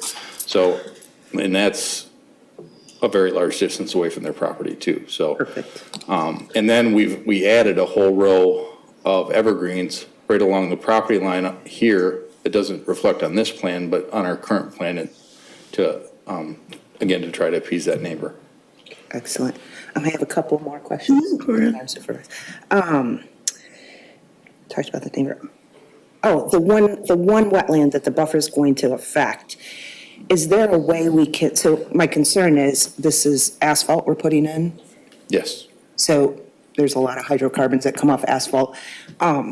Is there a way, there's a filter that we can put in, or? Well, this water's not going in the wetland. It's going into the storm drain, and then it gets filtered before it goes. Curb and gutter? Yes. Got it. Okay, thank you. That's all my questions. Okay. Others? Trustee Hendrickson. Thank you, Madam Supervisor. My question, I think, starts with Director Schmidt, which is this property was rezoned to RD, right, back in a couple of years ago. That was where it actually went to? Correct. The plan as presented here, do the homes and their layouts meet the setback requirements of an RD zoning? They do, because the only setbacks you're looking at in a district like that are the exterior property lines. There are no interior property lines being proposed. I see. Okay, so because it's one property, they don't have to respect side yard setbacks? Correct. There's still separation requirements, but it's a different standard. Got it. Can you tell me what that standard is? Off the top of my head, I believe it's 10 feet. Okay, and it's our understanding that the plan as provided meets those standards? Plan meets the requirements. Okay, thank you very much. Treasurer DeShane. This comment is for Raj and Matt, and I'm sorry, I missed your name? Joe. Joe. First of all, I too like the reduced density. I like the fact that 64% natural area. That's a significant improvement from what we saw before. What I like about DTN is that you guys take, every apartment complex calls itself a rental community, okay? But almost none of them really invest in making a community. And by your previous project and this one, you're putting your money behind that slogan with the nature trails, the swimming pool, the community center, and the dog park. If you'd added pickleball courts, you'd had a grand slam here, okay? 4 out of 5 ain't bad, so. And I know if you do pickleball, of course, that would reduce your green space as well, so. But pickleball is really big right now, just let you guys know that. The other thing I like about this is I think of this being west of Powell Road as an infill development. We're trying to build back some economic buzz for downtown Okemos, downtown Hazlet, and we don't get that by building at the southwest or southeast corner of the township. This is the center core of the township right here, and I like the fact this is very close. It's walkable, if you will, to many of the retail businesses close by. And so I think that's a real asset to this community, that it is centrally located along Central Park Drive. And I'm really glad that we can do something about the parking. We've got to have some kind of street parking in this case, because people are going to be, and you build a community, with community people, we're still a car-based community, and people are going to be driving cars to visit people and so forth. So those are my comments. Thank you very much. Clerk Guthrie. Thank you, Madam Supervisor. I want to commend you for the changes to this plan for several reasons. I remember you being here before and the board being very concerned about the wetlands. and how many units were being built there. So I want to commend you for downsizing that from 220 to 115. This is not a rubber stamp project, as the board did meticulously review these plans, look this over, discuss it, give feedback. The staff has worked diligently on this, and I commend DTN for working on this as well before bringing this back to the board. I'm also very happy about not building in the wetlands, although I'm not sure where these trails are going through here and if there's any wetland permits that's required, looking at where these natural trails are going, especially the ones by the willows. So that's probably my only question. And then I live in a neighborhood that was built in the mid-80s. We've got a pool for our neighborhood. We've got a tennis court. We've got a basketball court. There's no parking for it. There's a natural trail that goes back there. It's in Mosquitoville land, and it's fine. We all walk. We get on our feet and we walk over there and we use those courts and facilities. It's a nice gathering spot. When I go across the country and visit my kids in their neighborhoods and travel to wherever my husband's work takes them, I see these community neighborhoods built everywhere. And so I'm excited. I feel with my neighborhood being built in the mid-80s, I don't see a lot of neighborhoods like that in Meridian Township. I'm happy to see this type of neighborhood come here. And so, you know, I'm very supportive of this project and the direction that it's heading. And I only have that one question for Director Schmidt in regards to the natural trails and if wetland permits need to be for those. We need construction details, and they're not going to, let me say it this way. In the end, they will modify the plans to not require a wetland permit. Okay. Because they have not requested one now, and one needs to be granted by February 6th of 2023, or the zoning reverts back. Mr. Schmidt, can I make a comment about that? Yes, you may. Thank you.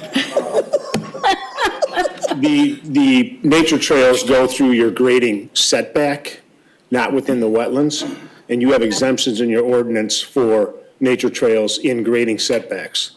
So we're not going to affect the wetlands with those trails. Thank you so much. You're welcome. Anyone else?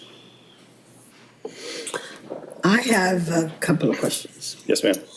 So the reduction from 220 units to 115 units. 175 units. Oh, I'm sorry. So it's. 60 plus 55. 55 duplex. No. 55 single-family homes, 60 duplexes. 115 total. Okay, 115 total. My apologies for saying 175 earlier. Okay.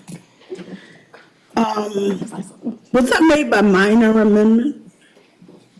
It doesn't require an amendment because they're under the threshold that was in the zoning. Oh, the maximum. So, yeah, the zoning, the conditional rezoning was done as a maximum number. I see. And so as long as they come in under that, it doesn't require an amendment. of Doesn't any sort. require amendment, okay. So, relative to that, I'm one who's a little disappointed in the loss of the multiplexes. And I would be interested to know why we dropped, why they were dropped out of the original design of this project. I can speak to that a little. Please do. Originally, we had hoped that we could fit some of these larger buildings in here, if we're honest. When you put a clubhouse of this size and stuff, I was telling you the first time I was in here that I was worried about the economics of it a little bit. But what happened is that in addition, there were some restrictions that have been from the Drain Commission, the Ingham County Drain Commission, that talked about retaining your water on the site before it goes into someone else's site. So even if our water in the past had rolled off to a site, and I could be saying this a little wrong, so someone with better expertise should say it, so I'm not trying to offend anyone, I'm just trying to say what my interpretation is, that what the concern was is that they want us to retain the water before it goes off into other places. Okay. And as part of that, that meant I had to put drainage ditches throughout this area. And once I had to put the drainage ditches throughout the area, I didn't know how to address allowing these larger buildings to fit in there. That's one. Two, these types of developments, where it is a single family rent to, I forget what they have a little analogy, but these have become very common and in vogue throughout the whole nation. Okay. So what we're doing, we sat in a conference in Las Vegas where they're doing this nationwide. And this type of housing is very relevant to what's going on here. And one, physically it became difficult because I didn't know how to accommodate what the Ingham County Drain Commissioner, or what I interpreted the Ingham County Drain Commissioner wanted us to do, and deliver those bigger buildings. So I had to do something else. And once we decided to do something else, we started to also hear about this all over the place. And so we got excited about the project and the product. And we think that there are going to be people that are going to be moving here, that the examples I'll use is the FRIB, Michigan State University, hopefully the battery plants that are coming from the east side of the state. We envision that these people are going to want to live in Meridian Township. We have tremendous schools here. I mean, I've lived here my whole life, pretty much. I was in California for 10 or 12, actually 12 years. But in general, I've lived here my whole life until I moved to DeWitt. And we love this community, and we think that that's what they're going to want too. So the things that bring us all here today, I think are going to bring these people here too. And I think they need a place to live where they're not having to buy. Because what's happened is, sometimes I get remorseful about, because sometimes I feel that life has become transactional and it should be relationship based. But the reality is, jobs are a little more transactional than they used to be. You're not here for life. I remember when I first got my job, my first question was, what's the pension, right? Who asks that anymore? So people have changed over the time period of from when I got my first job to today. And so this type of lifestyle, we think, is really going to accommodate it. We built them where there are actually 3 bedrooms in almost all cases, if not all cases. And what we found when we went to these looked at other neighborhoods is that people do work from home.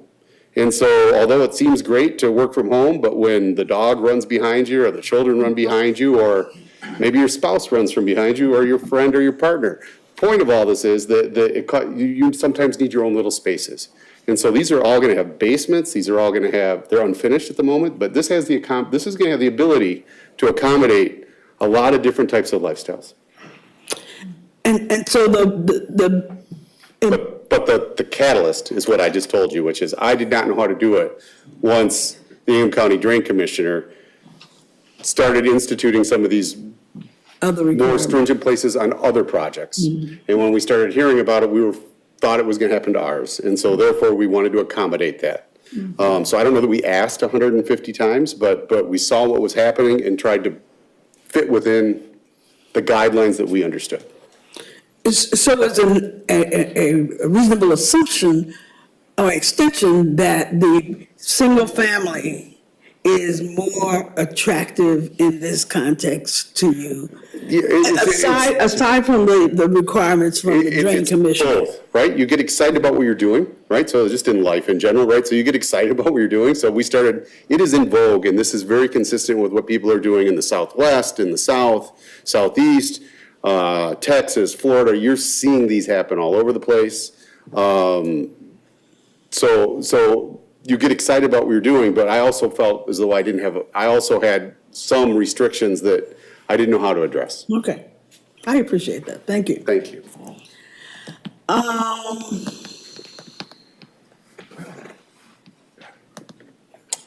Mr. DeShane. I have a question, Raj, about the average rental, the length of your typical rental agreement or rental stay.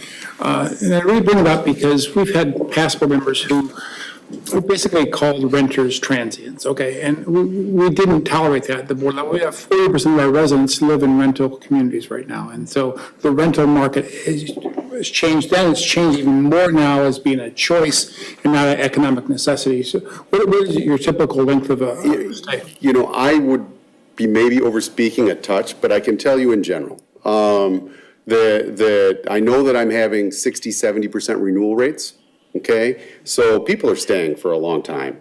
Now, this is Aspen Lakes and Quarry is where I'm talking about for these places. And if I was talking about a core student, it'd be a different number, okay? And we do manage some core student properties. So this is a different type of duration. But what we do find when they're in the houses, and even Greg lives in one of our houses down in Aspen Lakes, the people there kind of stick. And the reason I say they're sticking, they're building out their garages. They're fixing their basements. I mean, they're investing in making it a home. Part of the reason we did all basements is we think that the basement made it more sticky. So we built some with basements, some without.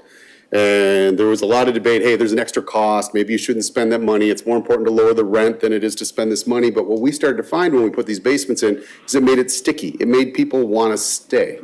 I think this is, I can tell you right now, I lived on Lake Lansing. I lived in a beautiful home, okay? And I moved into Quarry Village. We are in a 2-bedroom ranch with a finished basement, another bedroom and bathroom down there, and it has some storage area. All the stuff that came from that house, and I had a 4,000 square foot house, pretty much fit in there. I'm not telling you I don't have one storage unit, I do, but it pretty much all fit in there. And my family of 4 was very, very comfortable. And I'm not selling it as much as, I'll just be honest with you, I liked it better. It's a different kind of living. You don't have the hassles. I came home, I used to have to worry about how am I taking the dock out? How am I putting the dock in? And then my parents said, it's all, you're doing all this stuff. And it's sometimes nice just to come home and live versus do, and realize you are paying taxes and other things. So when you start hearing what our rents are, you have to take into account some of the expenses of actually owning a home too, which makes those numbers much more similar than people think at the first glance. Okay, thank you for that. Okay. Other questions, comments? So, Mr. Schmidt, we should expect this at our next meeting? To come back to us at our next meeting for the SUP? Yes, ma'am, we will bring this back at the next meeting for final action. In December? Yes, ma'am. Okay. Next Tuesday. Meets everyone's expectations. Thank you very much. Thank you. And now, 13B, I see Mr. Schmidt has not moved because 13B is a biggie. Ordinance 2022-16, sign ordinance update. Mr. Schmidt. So I'm going to be eminently brief this evening. I wanted to get this in front of you so you can start to have an opportunity to digest this. This is a major overhaul of the sign ordinance. It impacts nearly every section, the only exception being the previously approved section that the board approved earlier this year to exempt city-sponsored signage. That is obviously not being changed again. This touches on every other section of the ordinance. And, to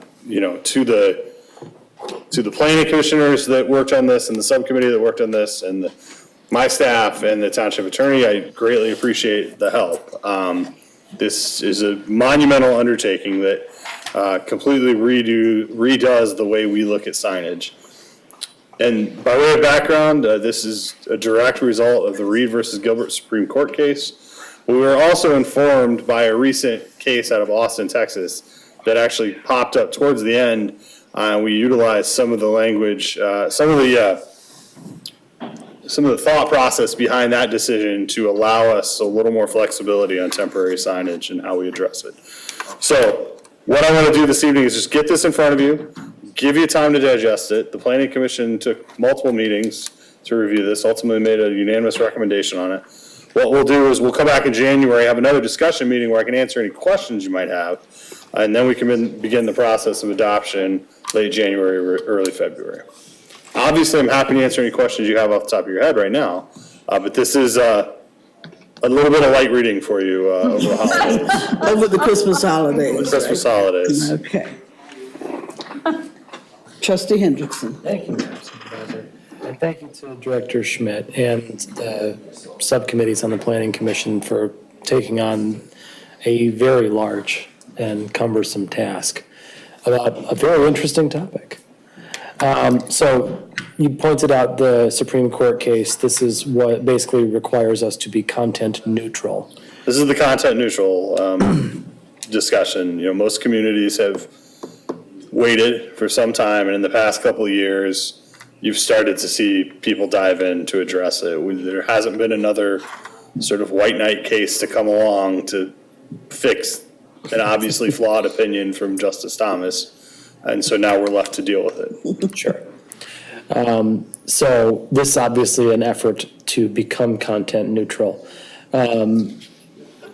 So I appreciate yours and the lawyers' gymnastics to, find a way to be content neutral. There were a couple of spots I noticed that I wanted to just talk about a little bit. And also, so I can make sure I've requested this officially, I would like a copy of this that's like the final version, not redlined, just because I find that the redlining very hard to parse sometimes. Yeah, so the clean version starts on page Oh, is it? Okay. 191 of your packet. Oh, thank goodness. Okay. I didn't have the heart to read it twice, so that's good. So the points I'm going to talk about are a couple of spots where I worry, have we fulfilled our ability to be content neutral? So the first is without outdoor advertising structures in the definitions section. It says, which may be erected for the purposes of advertising businesses. And I guess, how would you know that without reading without seeing the content of the sign? An outdoor advertising structure is regulated differently than a sign. That's a billboard. Well, perfect. And so those actually have their own set of court cases that have gone on over the years addressing how they're regulated. Okay. Sorry, I've got a few comments on my document. I'm just scrolling through here. A sign that this is a sign off premises. A sign that displays a message directing attention to a business, product, service, profession. Is that the same thing that we saw under the billboards? That actually comes out of the billboard case in Austin. Okay. That came down recently that allows us some flexibility in terms of, you have to be able to reference a business in theory in a definition. Okay. And then in section 13, you say review and approval of all signs. All new or replacement signs for any structure, property, or use shall be reviewed and approved by the community planning and development director or their designee. Is that current practice? Yes. It is? Okay. Absolutely. Got it. Okay. And that is only for permanent signs, yes? Yes. Okay. Very good. Were directional signs included in the Austin case as well? They were not. That's something that the attorneys and I and the planning commission went around a little bit on, and we believe this meets with the intent because they're not, directional signs are not advertising. They're really closer to traffic signs, which are functionally exempt. Okay. I think that's all the initial questions I had, which is saying something for a 24-page draft. So thank you again, and I'm looking forward to making this happen so we can get that particular monkey off our back. That's an interesting question. Have many people resolved this issue in their ordinances? You got a number of communities have started going down the path of updating their sign ordinance. I'm not aware of anybody that's updated their ordinance and gotten sued yet. Inevitably, it'll happen. Somebody will find the line. Mm-hmm. But generally, I think most community there's enough legal opinion out there. There's enough draft ordinances and good practice that's been put out by the various agencies involved with signage and permitting and things like that, that generally I think everyone understands sort of where sign regulation is heading now. Again, the Austin case gave us a little bit of room to breathe and actually be able to reference a business. But there's still a lot of communities that have to go through this exercise. Okay. We're leading again? We're somewhere in the middle. In the middle, okay. This is not one we want to be early on. All right. Any other questions, comments? You've been clear, trustee Wilson? There's the issue of new sign ordinance, which would apply to anything new, but there's also the issue of precedence, where you have an established, say, a sign on a building that maybe was made when the, when the signage ordinance was a lot looser. And then you have someone coming in and say, oh, no, you established precedence but I want to emulate that same sign, and you've already allowed it. This is going to take precedence over any other discussion for any new sign, is that correct? Absolutely. Once this is in place, this is the law in the township for signage. Anyone can ask for a variance. It's much like filing a lawsuit. If you fill the right paperwork and give me the right amount of money, you can do it. However, justification for a variance, well, my neighbor has it, is not very good justification. Existing signage, obviously, will be able to remain in perpetuity. And in fact, there are circumstances under which it can be rebuilt with special permission. But to come in under the new ordinance and request the old standards is not going to happen. Just want to be sure. Thank you. Okay. Anyone else? Then we expect to see you again in the We'll be back after the holidays. In the interim, obviously, if you have any questions, if something pops up, shoot me an email. I'm happy to sit down and walk through anything as well. This is a lot. Yes. Thank you, Mr. Smith. Thank you. Item 13D, American Rescue Plan funding. Mr. We're actually on C. I'm sorry. 13C, Capital Projects Fund. Mr. Walsh. Thank you. I think, I was sitting here thinking about how to present this, and I think it makes sense to, if it's okay with you, Madam Supervisor, to incorporate 13C, D, and F together, because they're all one discussion, the pension fund, the capital projects fund. So, because they all correlate together, so it might make sense to approach this as one, because that's how we discussed it at the last meeting. Okay, this is an adjustment in the agenda. We can take a motion to permit Mr., to again amend the agenda and permit Mr. Walsh to talk about all three of those things in the same context. So moved. Support. It's been moved and supported. All in favor of the motion? Well, no, we're talking about money, so I guess we have to. No, you're not. We're not making a decision That's on right. them, that's right. Okay, all in favor of the motion to combine discussion of items 13C, D, and F, please say yes. Yes. Opposed, no. Chair votes yes, the motion passes. Mr. Walsh, proceed. Thank you, and I've asked Director Massey to join me because she's had a lot of the input on and leading the ARP funding for the last few months. So to start with the facts that we have before us. The board has adopted a 25% fund balance policy. That's a fact. We have around a $13 million fund balance, give or take. Could be 14 million if we don't end up spending the redevelopment fund. So setting aside 6.25 million or $6.5 million for the fund balance is the first step. That's already been determined or appropriated by the board. The next question is, when we look at ARP funding, and just a brief history, $4.5 million in ARP, the board appropriated 1.3 billion to roads, 900 and some thousand for IT, and about 250,000 for electric cots for the fire department. That leaves about just over $2 million, $2,006,000. So that's the second round of ARP funding. And then you get into what are all of our needs that we have in the township and what really should become ARP funding. But then when we have that discussion, Are there certain things we need to do that really don't fall under the ARP funding? And how do we go about that? And I can tell you that in the former community that I served for 17 years, we always had revenues over expenditures. And what we would do is we take the revenues at the end of the year that were appropriated by the city commission, and they would go into the capital project fund. And then the board, the city commission, would then look at a list of projects and determine what we were going to do.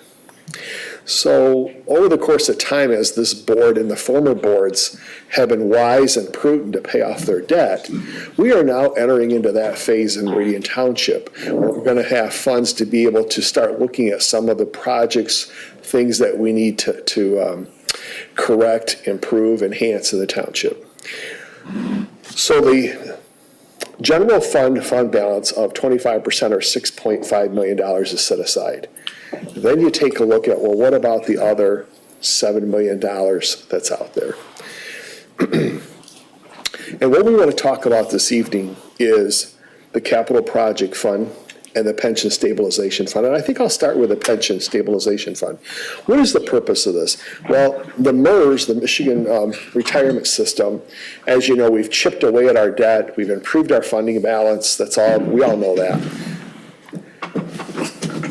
They are basing their rate of return on a 7.35 rate of return, which is up here. It's rosy.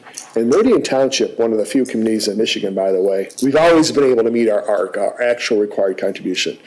Meridian Township, on the other hand, has said, no, we're not going to do that. We're not going to fall in that trap. We're going to adopt a 5% rate of return, which is a huge, huge cost to the township.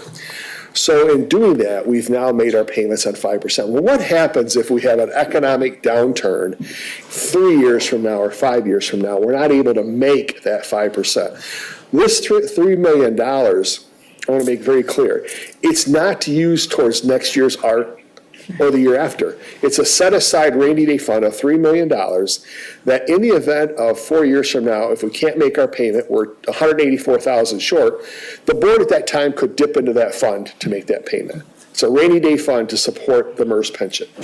That's number one. So we would recommend a $3 million of that remaining $7 million or so to go into a stabilization fund for MERS pension. Then you get to the capital projects fund, which would be approximately $3.5 or $3.7 million today. It probably will grow. And I say that because let's take a look at our fire bond.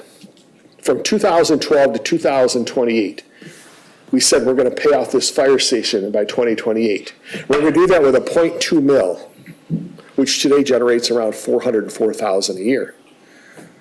But because of our steady growth, the revenues have exceeded what we've needed in the expenditures. And today we did an analysis where it looks like we're going to be able to pay off that fire station bond, not in 2028 or 2027 or 2026, but in 2025. And therefore, that would be a millage that we would no longer be able to levy or have to levy because we would be paying off our debt 3 years early. And I tell you that because it also extrapolates into the capital projects fund. We may think our revenues are going to be here, but they may be here. So when we take a look at the pension stabilization fund, now we pivot to the capital projects fund. And at the meeting that the board had, and I want everyone to know, the board's had a long discussion about the capital projects fund and ARP funding, many, many hours on this discussion. And you charged myself and our team during the last meeting to come up and delineate what we would fund out of capital projects and what we would fund out of ARP. And you remember, you had lots of ideas that night. And so we tried to take that back and incorporate them into the plan. I'm not going to spend a lot of time because I know you had these documents and I know that you do your research. So just to be brief on the recommendations for the capital project funds, it would be $900,000 for this building and somewhat across the street at the police department and a little bit over at the service center. Part of this building is 50 years old and the rest of it is 1992, I think. So the rest of it is 30 years old. But we would take a look at the office equipment in this building, the carpet, and the walls, painting of the walls. And we would try to modernize the building. We spent $2 million on the HVAC 2 years ago. So we have a huge investment in this building, but it really needs to be upgraded. So that would be one of the first expenditures in the capital project fund. And the only other one would be the control access system and the flooring upgrades. We have a floor over at the police department that, well, you wouldn't want to roll anything down because you'd never see it again. We've got some real improvements that need to happen. Of course, one of the main improvements happened with the 242 church here this past weekend. Those are the only two requests at this time that would come out of the capital projects fund. And if you end up approving those later on down the road, we would still maintain a $2.5 million fund balance in that fund for future years. But we would also greatly enhance our facilities if we do that. Pension fund of $3 million, improvements in the capital project fund, and that would be the $900,000 for the building and the $300,000 for the police department, a $1.2 million in expenditures, still leaving a $2.5 million fund balance. Let's talk about ARP. ARP, you have just over $2 million in request. Here's what we recommend, and I'm just going to run through them really quickly. I don't need to explain them to them because we've gone over and over this, but it would be the digital building and fire plan review at $60,000 for planning and development. The windscreens for the marketplace on the west side of the marketplace. Something that's really important. Right now, if we're looking at DEI, right now we can hire more female officers, but we can't adequately hire more female officers. We don't have locker space for them. Right now we have females sharing lockers with other females. So we would enhance our police department locker rooms, which if you go into and look at them, which I would encourage you to do so, look like a 1970 football locker rooms from time gone on. They really need to be replaced. The local road program, as you know, you've heard many times, inflation, roads not keeping up with each other. There'd be $700,000 set aside for roads. A new senior and community center. This is $500,000 to start reviewing. This is not money, this is not the brick and mortar. May end up being, that's up to you, but it's the initial corpus to review on location, Character. drawings, what's it going to be, all those things. This is seed money to start looking at this in 2013. And as you can see, the promise of bringing a recommendation a year from now to this board. Affordable Housing Initiative. This came from Trustee Wazinski. This is not to build an affordable housing development for Meridian Township. We don't do that. But what it would be is if someone came along, wanted to build an affordable housing, had a concept for affordable housing, and there was some kind of shortfall, the board could look at partnering with the developer with these funds. And finally, the Meridian Historical Village, $150,000. We own the buildings. It's not the Park Commission. It's us, ours, and of course we're one team, but there's a responsibility here for funding. And so we have $150,000 set aside for the Historical Village. That is $1,988,000, which falls just about $12,000 under the $2 million that's set aside. That's our best presentation based on all the input that we received from you a couple weeks ago. So pension stabilization fund we recommend. We recommend this capital projects fund and these two projects. And this is what we would recommend for ARP funding and all the input that Director Massey has generated from the entire team and the Township Board. Sorry for the long-winded overview, but that's the three pieces of the puzzle that we see that you asked for this evening. Thank you for your attention. Okay. Trustee Hendrickson. Thank you, Madam Supervisor.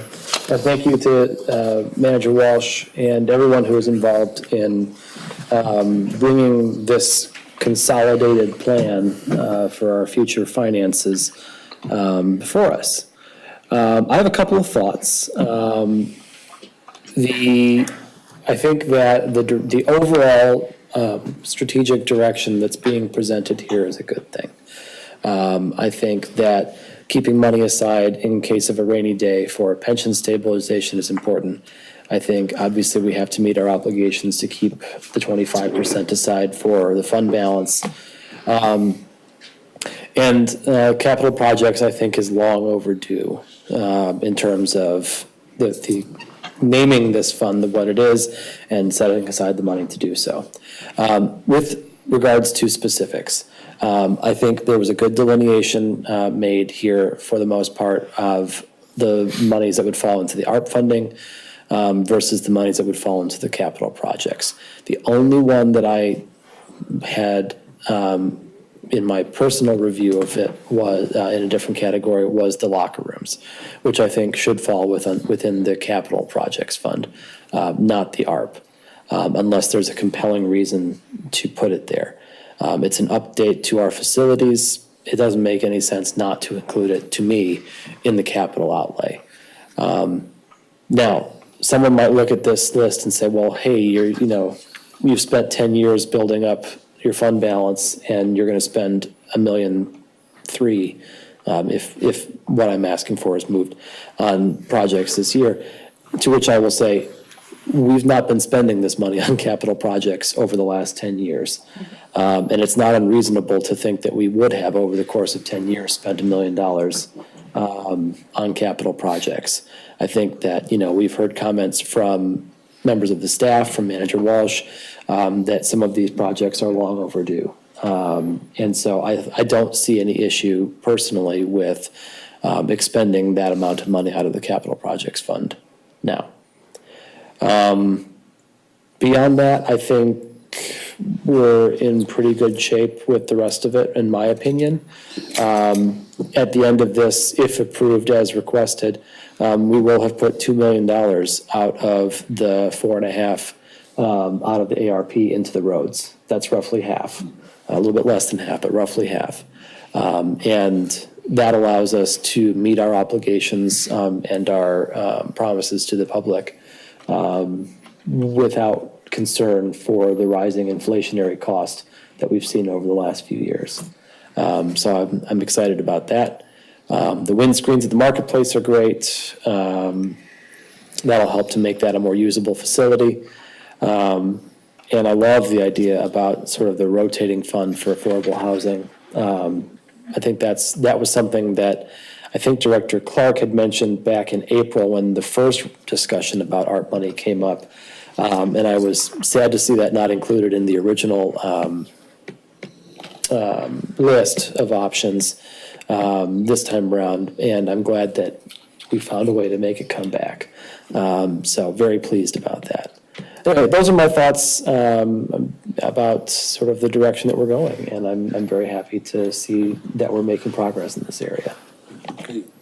If I may? Yes. To that, and thank you for your comments. To that point, I just spoke to a lot of managers in Michigan, well, 8 or 10 before I put this list together, and really determined that a number of them were trying to do some sort of DEI initiative with their funds. Not a lot of their, but a portion of their funds.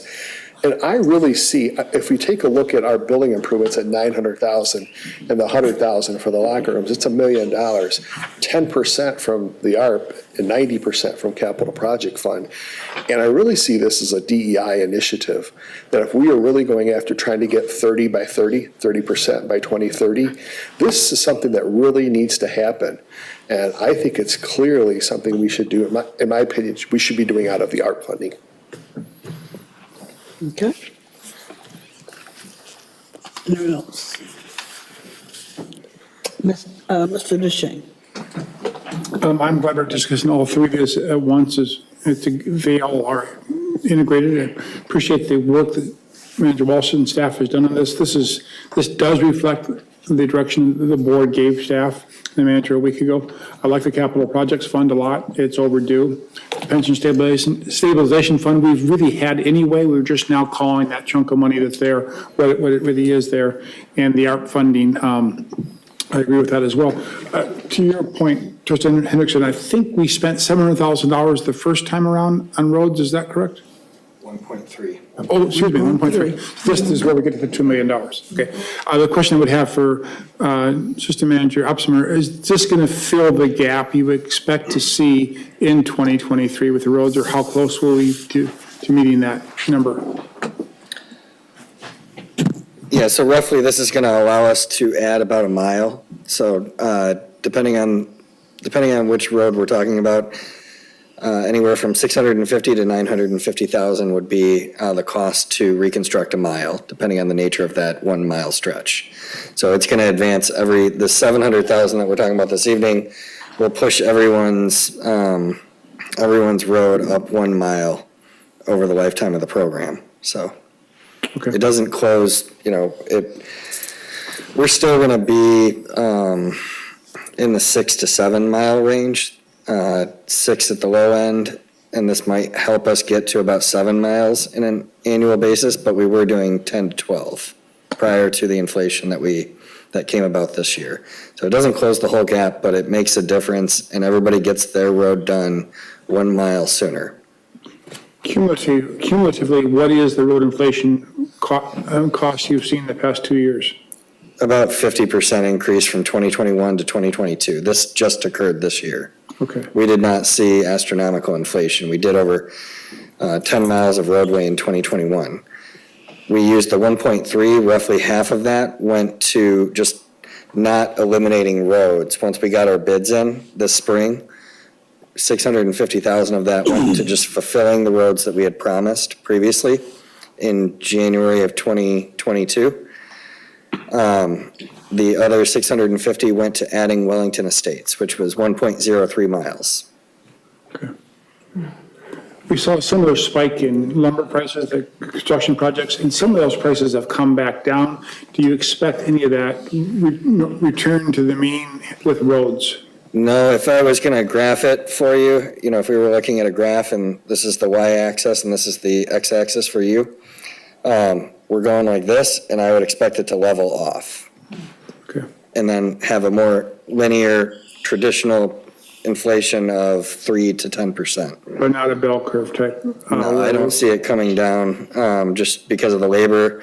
We're dealing with concrete shortages. That's been some of the delays that we've had on the larger projects, and that's caused by supply chain issues, but also just by all of the federal funding that's out there and how much demand has risen. So all this ARP money that we're talking about, East Lansing got 3 times as much. Other core communities in Michigan got 3 times as much per capita. So that's causing demand to skyrocket for concrete, and at the same time, there's labor shortages, and there's been aggregate shortages in Michigan for some time, to some extent. So you've got both economic conditions working against us. A lot of money chasing after a finite amount of road building capability. Has it expanded at all in Michigan over the past couple of years, our road building capacity? We have added 1 contractor, which doesn't seem like a lot, but when we were at 2 bidders, we've increased our bidders by 50%, and that new bidder actually received our contract this year. They were the low bid. Great. First 2 years of the program, Michigan Paving was our contractor. This year it was Capital Asphalt. They're out of Livingston County. Thank you. And they've bid 2 consecutive years. Okay. Those are my questions. Thank you. Are there any others? Trustee Wilson?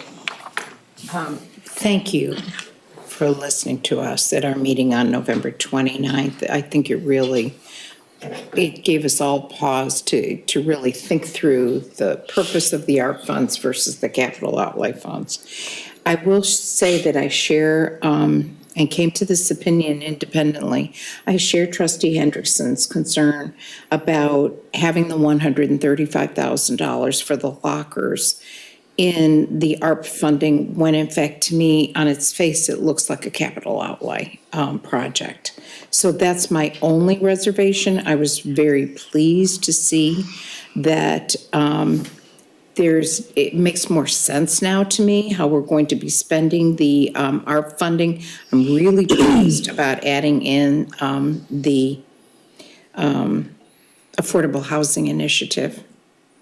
I think that's really a critical thing that we've been talking around upstairs in the planning and development area, and also talking to each other, that this is something we really want to address. And it looks like there's some private partners out there that are interested, as well as our public interests. So I'm really delighted to see that. So that's my only comment. I still have reservations about segregating out all the other capital outlay projects that are what you would consider capital outlay, but leaving the $135 for lockers in the art funding. Okay. Trustee Wozinski. My computer shut down. I also want to thank Mayor Joe Welch and team for listening to us. I'm always surprised when I'm like, oh, look, he did. Not surprised, but I'm always grateful. Clarify, sorry. I would say I'm very excited about the affordable housing component, and I think we can look into this in other communities that have been doing this for quite some time, and like you said, the seed funding to figure out how we can do that. To speak to the lockers, I also have been looking at what is the difference between capital outlay and what's the difference between art funding. And initially, with the lockers, I was thinking it is capital outlay. Is it benefiting the community as a whole? And that's kind of how it's delineating the two. However, after hearing what Chief Plaga had mentioned about retaining our female officers and providing the equitable space for our female officers, it made me think a little bit harder about that could be community-based. And you did bring up a good point about the DEI. We do have to consider that if we do want to get to 30 female officers by 2030, we have to have the amenities there for them. So I would say I'm leaning more towards that being an actual ARP project that could fall within, like you said, retaining and the diversity, equity, and inclusion. So I'm leaning more towards the opposite way now at this point. Thank you. Anyone else?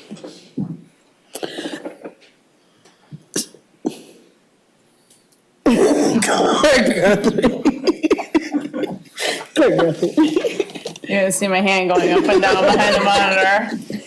Thank you, Madam Supervisor. Can you explain how you came up with $500,000 for senior and community center feasibility and $350,000 for affordable housing initiative? What prompted those two numbers for those two items? How did you get to that?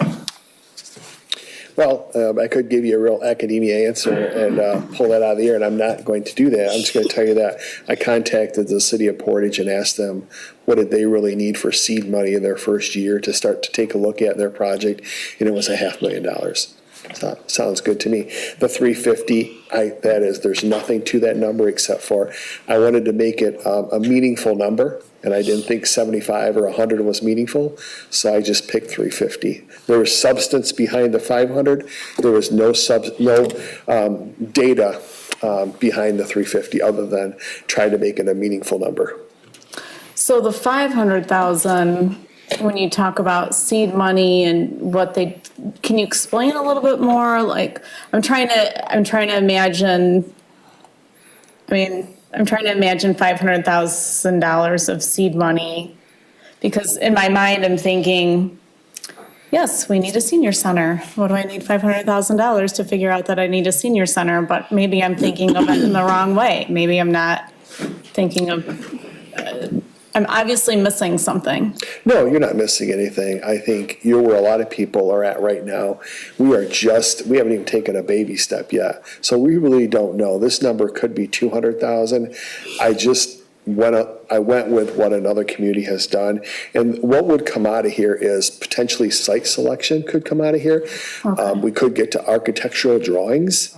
It just depends upon, I can't nail it down because I don't know. First of all, I don't know what direction the board wants to go. I don't know if we're going to be able to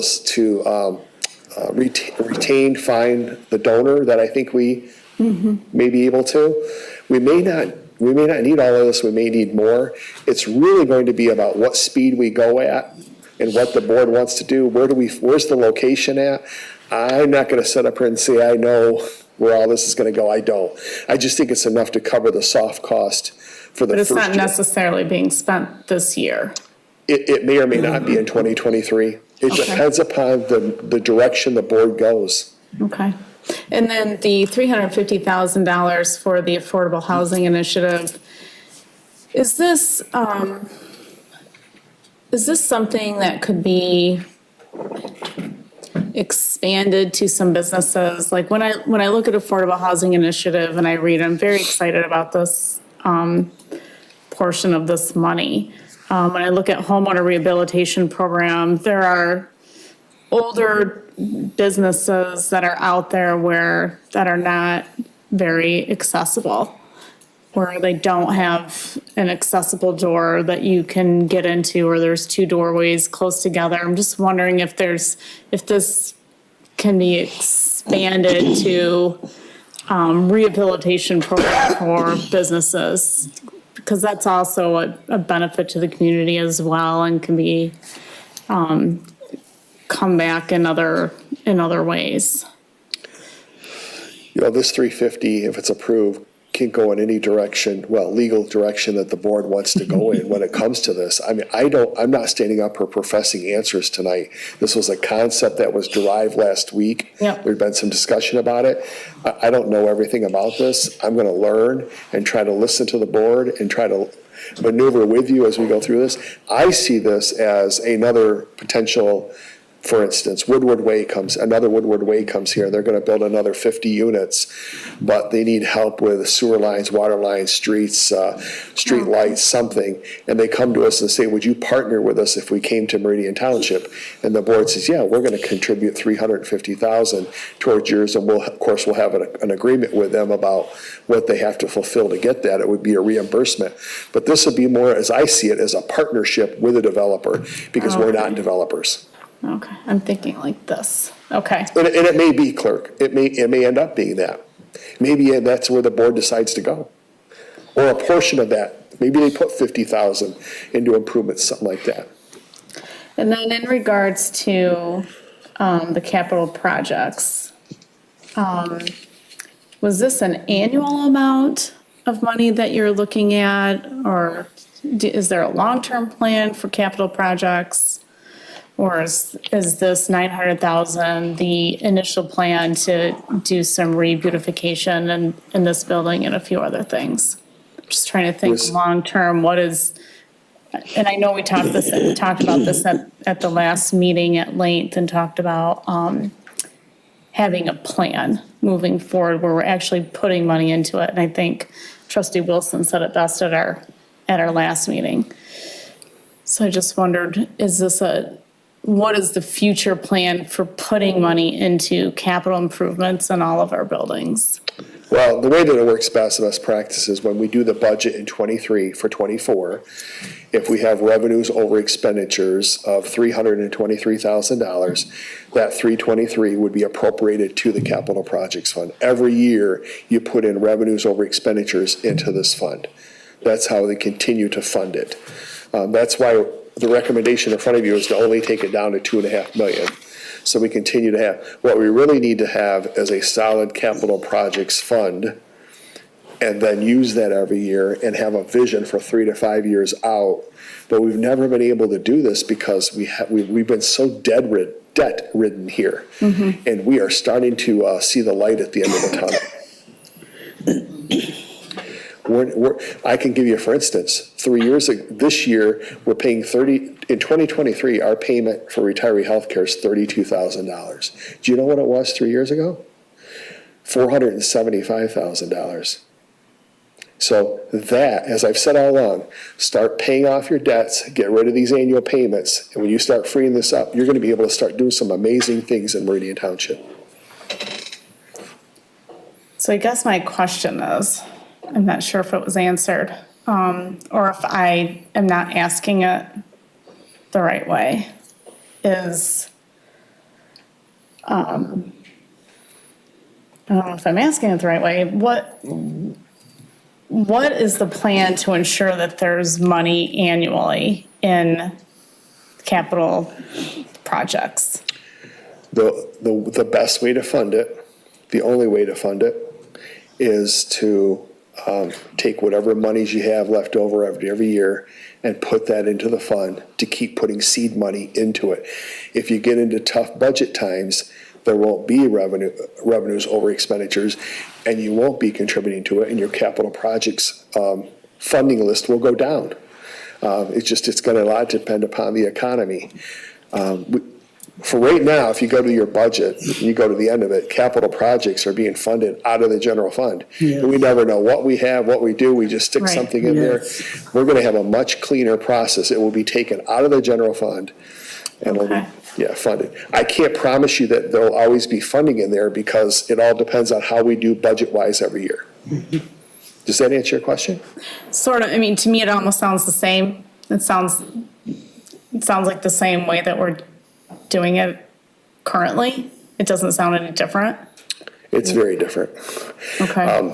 So right now, in the general fund, we just, at the back, in the general fund, we just throw things in there and we fund it, and it fits within the general fund.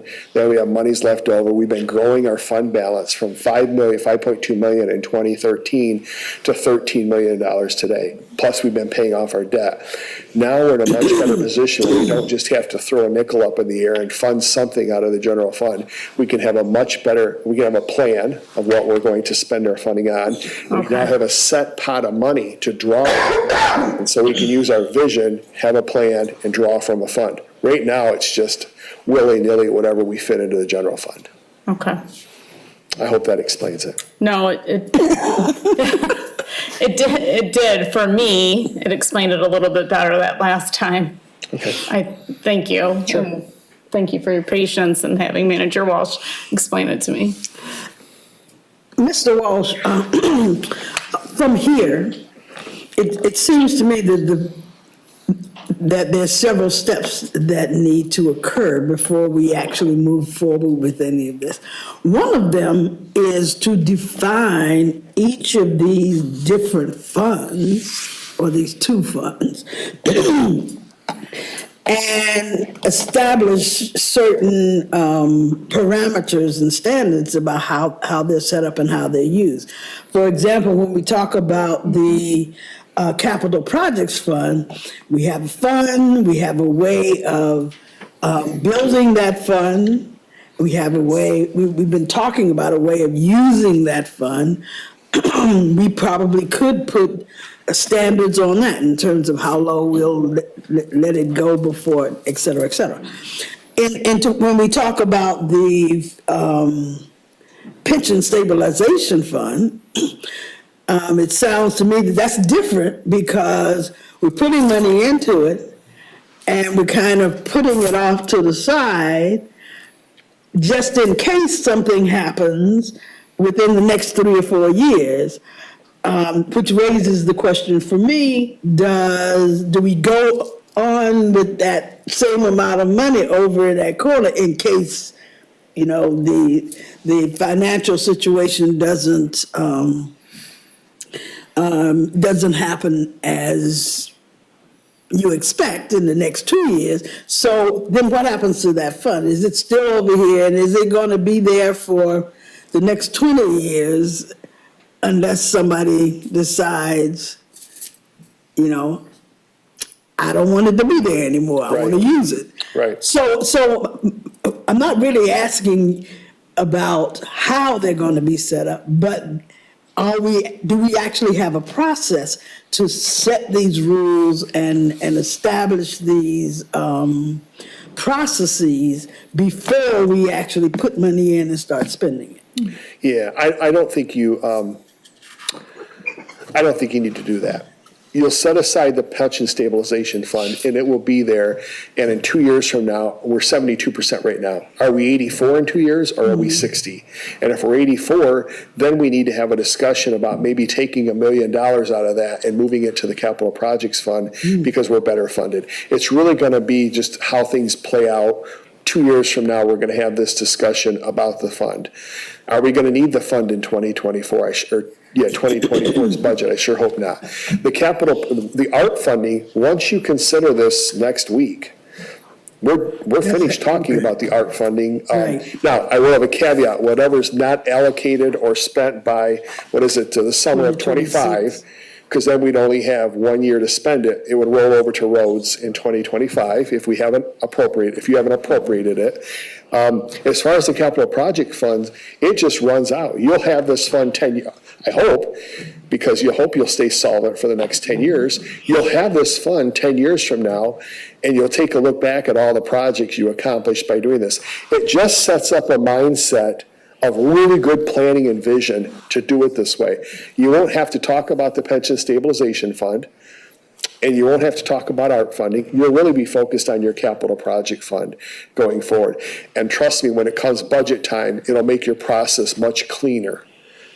One of the things we talked about was, in our session last week, was looking at funds like this at the same time and how to use them at the same time we prepare next year's budget.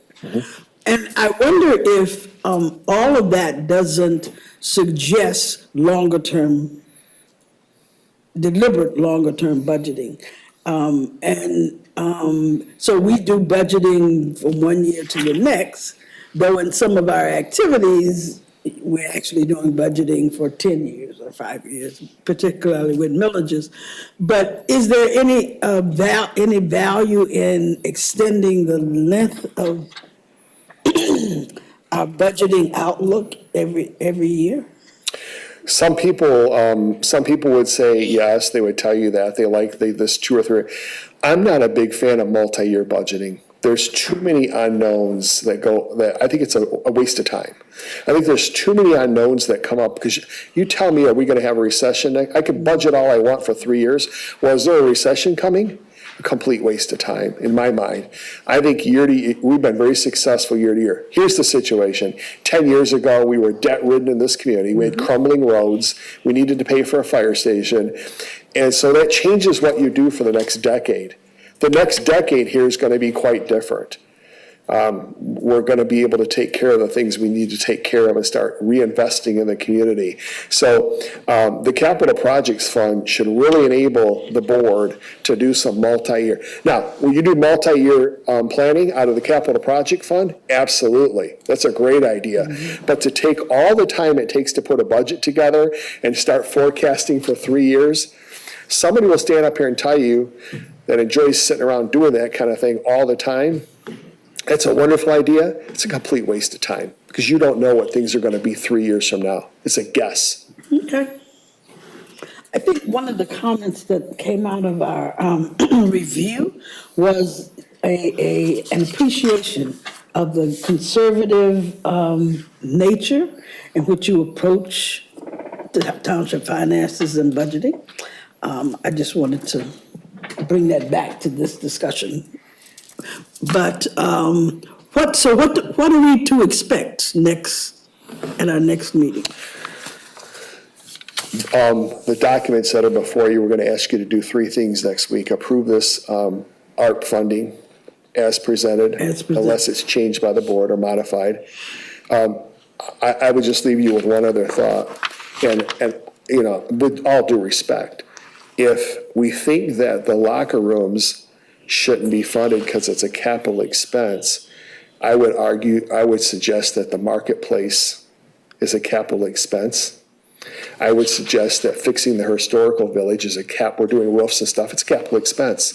So the fact that we're taking care of something on our own, I think it makes a whole sense to do that.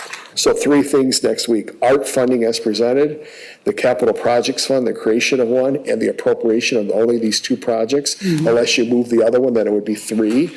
And then the creation of the Pension Stabilization Fund. That's all. It's 3 things next week. Okay. I really appreciate all your insight, and I hope that all of the ideas that you threw our way last week, I hope you feel that they were all listened to and incorporated into this document. And if there's things you want to change next week, we can do that. It's the last meeting of the year. Thank you very much. I appreciate all your attention. Okay, thank you. Thanks, Melissa. So what is left is item 13E, federal policies and procedures. We will hear from Director Garber about. Thank you.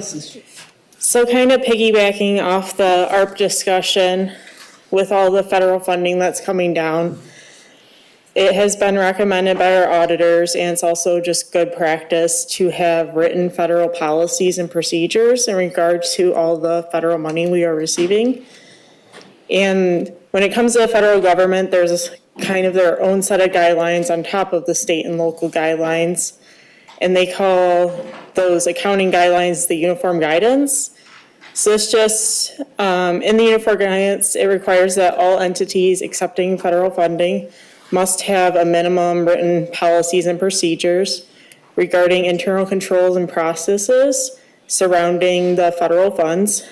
The uniform guidance is a government-wide framework for grant management and provides a set of rules and requirements for the awards. So in this manual in front of you, we have come up with the policies and procedures for the 5 items listed: allowability of costs, cash management, equipment and real property management, subrecipient monitoring, and technical evaluations. Those are the 5 kind of items that the auditor specifically recommended. And I'm happy to answer any questions. Thank you. Trustee Wilson. Have you run this proposed manual past the auditors? I have not, but I can send it to them. I think it'd be a good idea to have one more set of eyes on it, but I understand. I've worked in federal programs, so they do have their own set of rules. Thank you. Trustee Wozinski. Oh, no, that's just my Oh, I'm glasses. sorry. Treasurer DeShane. Before your time. We clearly have procedures in place affecting these already. Are they in conflict or complementary to our current procedures? We're already doing pretty much all of these procedures. It's just they're not written down. So Not in the codified. auditor's eyes, they don't exist, kind of. Okay. Thank you. Trustee Henderson, did you have a No, just question or drinking a comment? glass of water. Anyone else? And so all you need from us is for us to read it, and is it next week that we'll adopt them Correct. as the township policies and procedures? Yes. Then we'll see no further concerns. We'll look forward to doing that next week. Okay. Thank you. Thank you. Okay, we have no public, and so I'm not even going to ask for comments from the public. Item 15 is other matters and board member comments. Seeing none, I will seek a motion to adjourn. So moved by Trustee Wilson, supported by Treasurer DeShane. All in favor of the motion? Please say yes. Yes. Opposed, no? We are out. If we wait 3 minutes.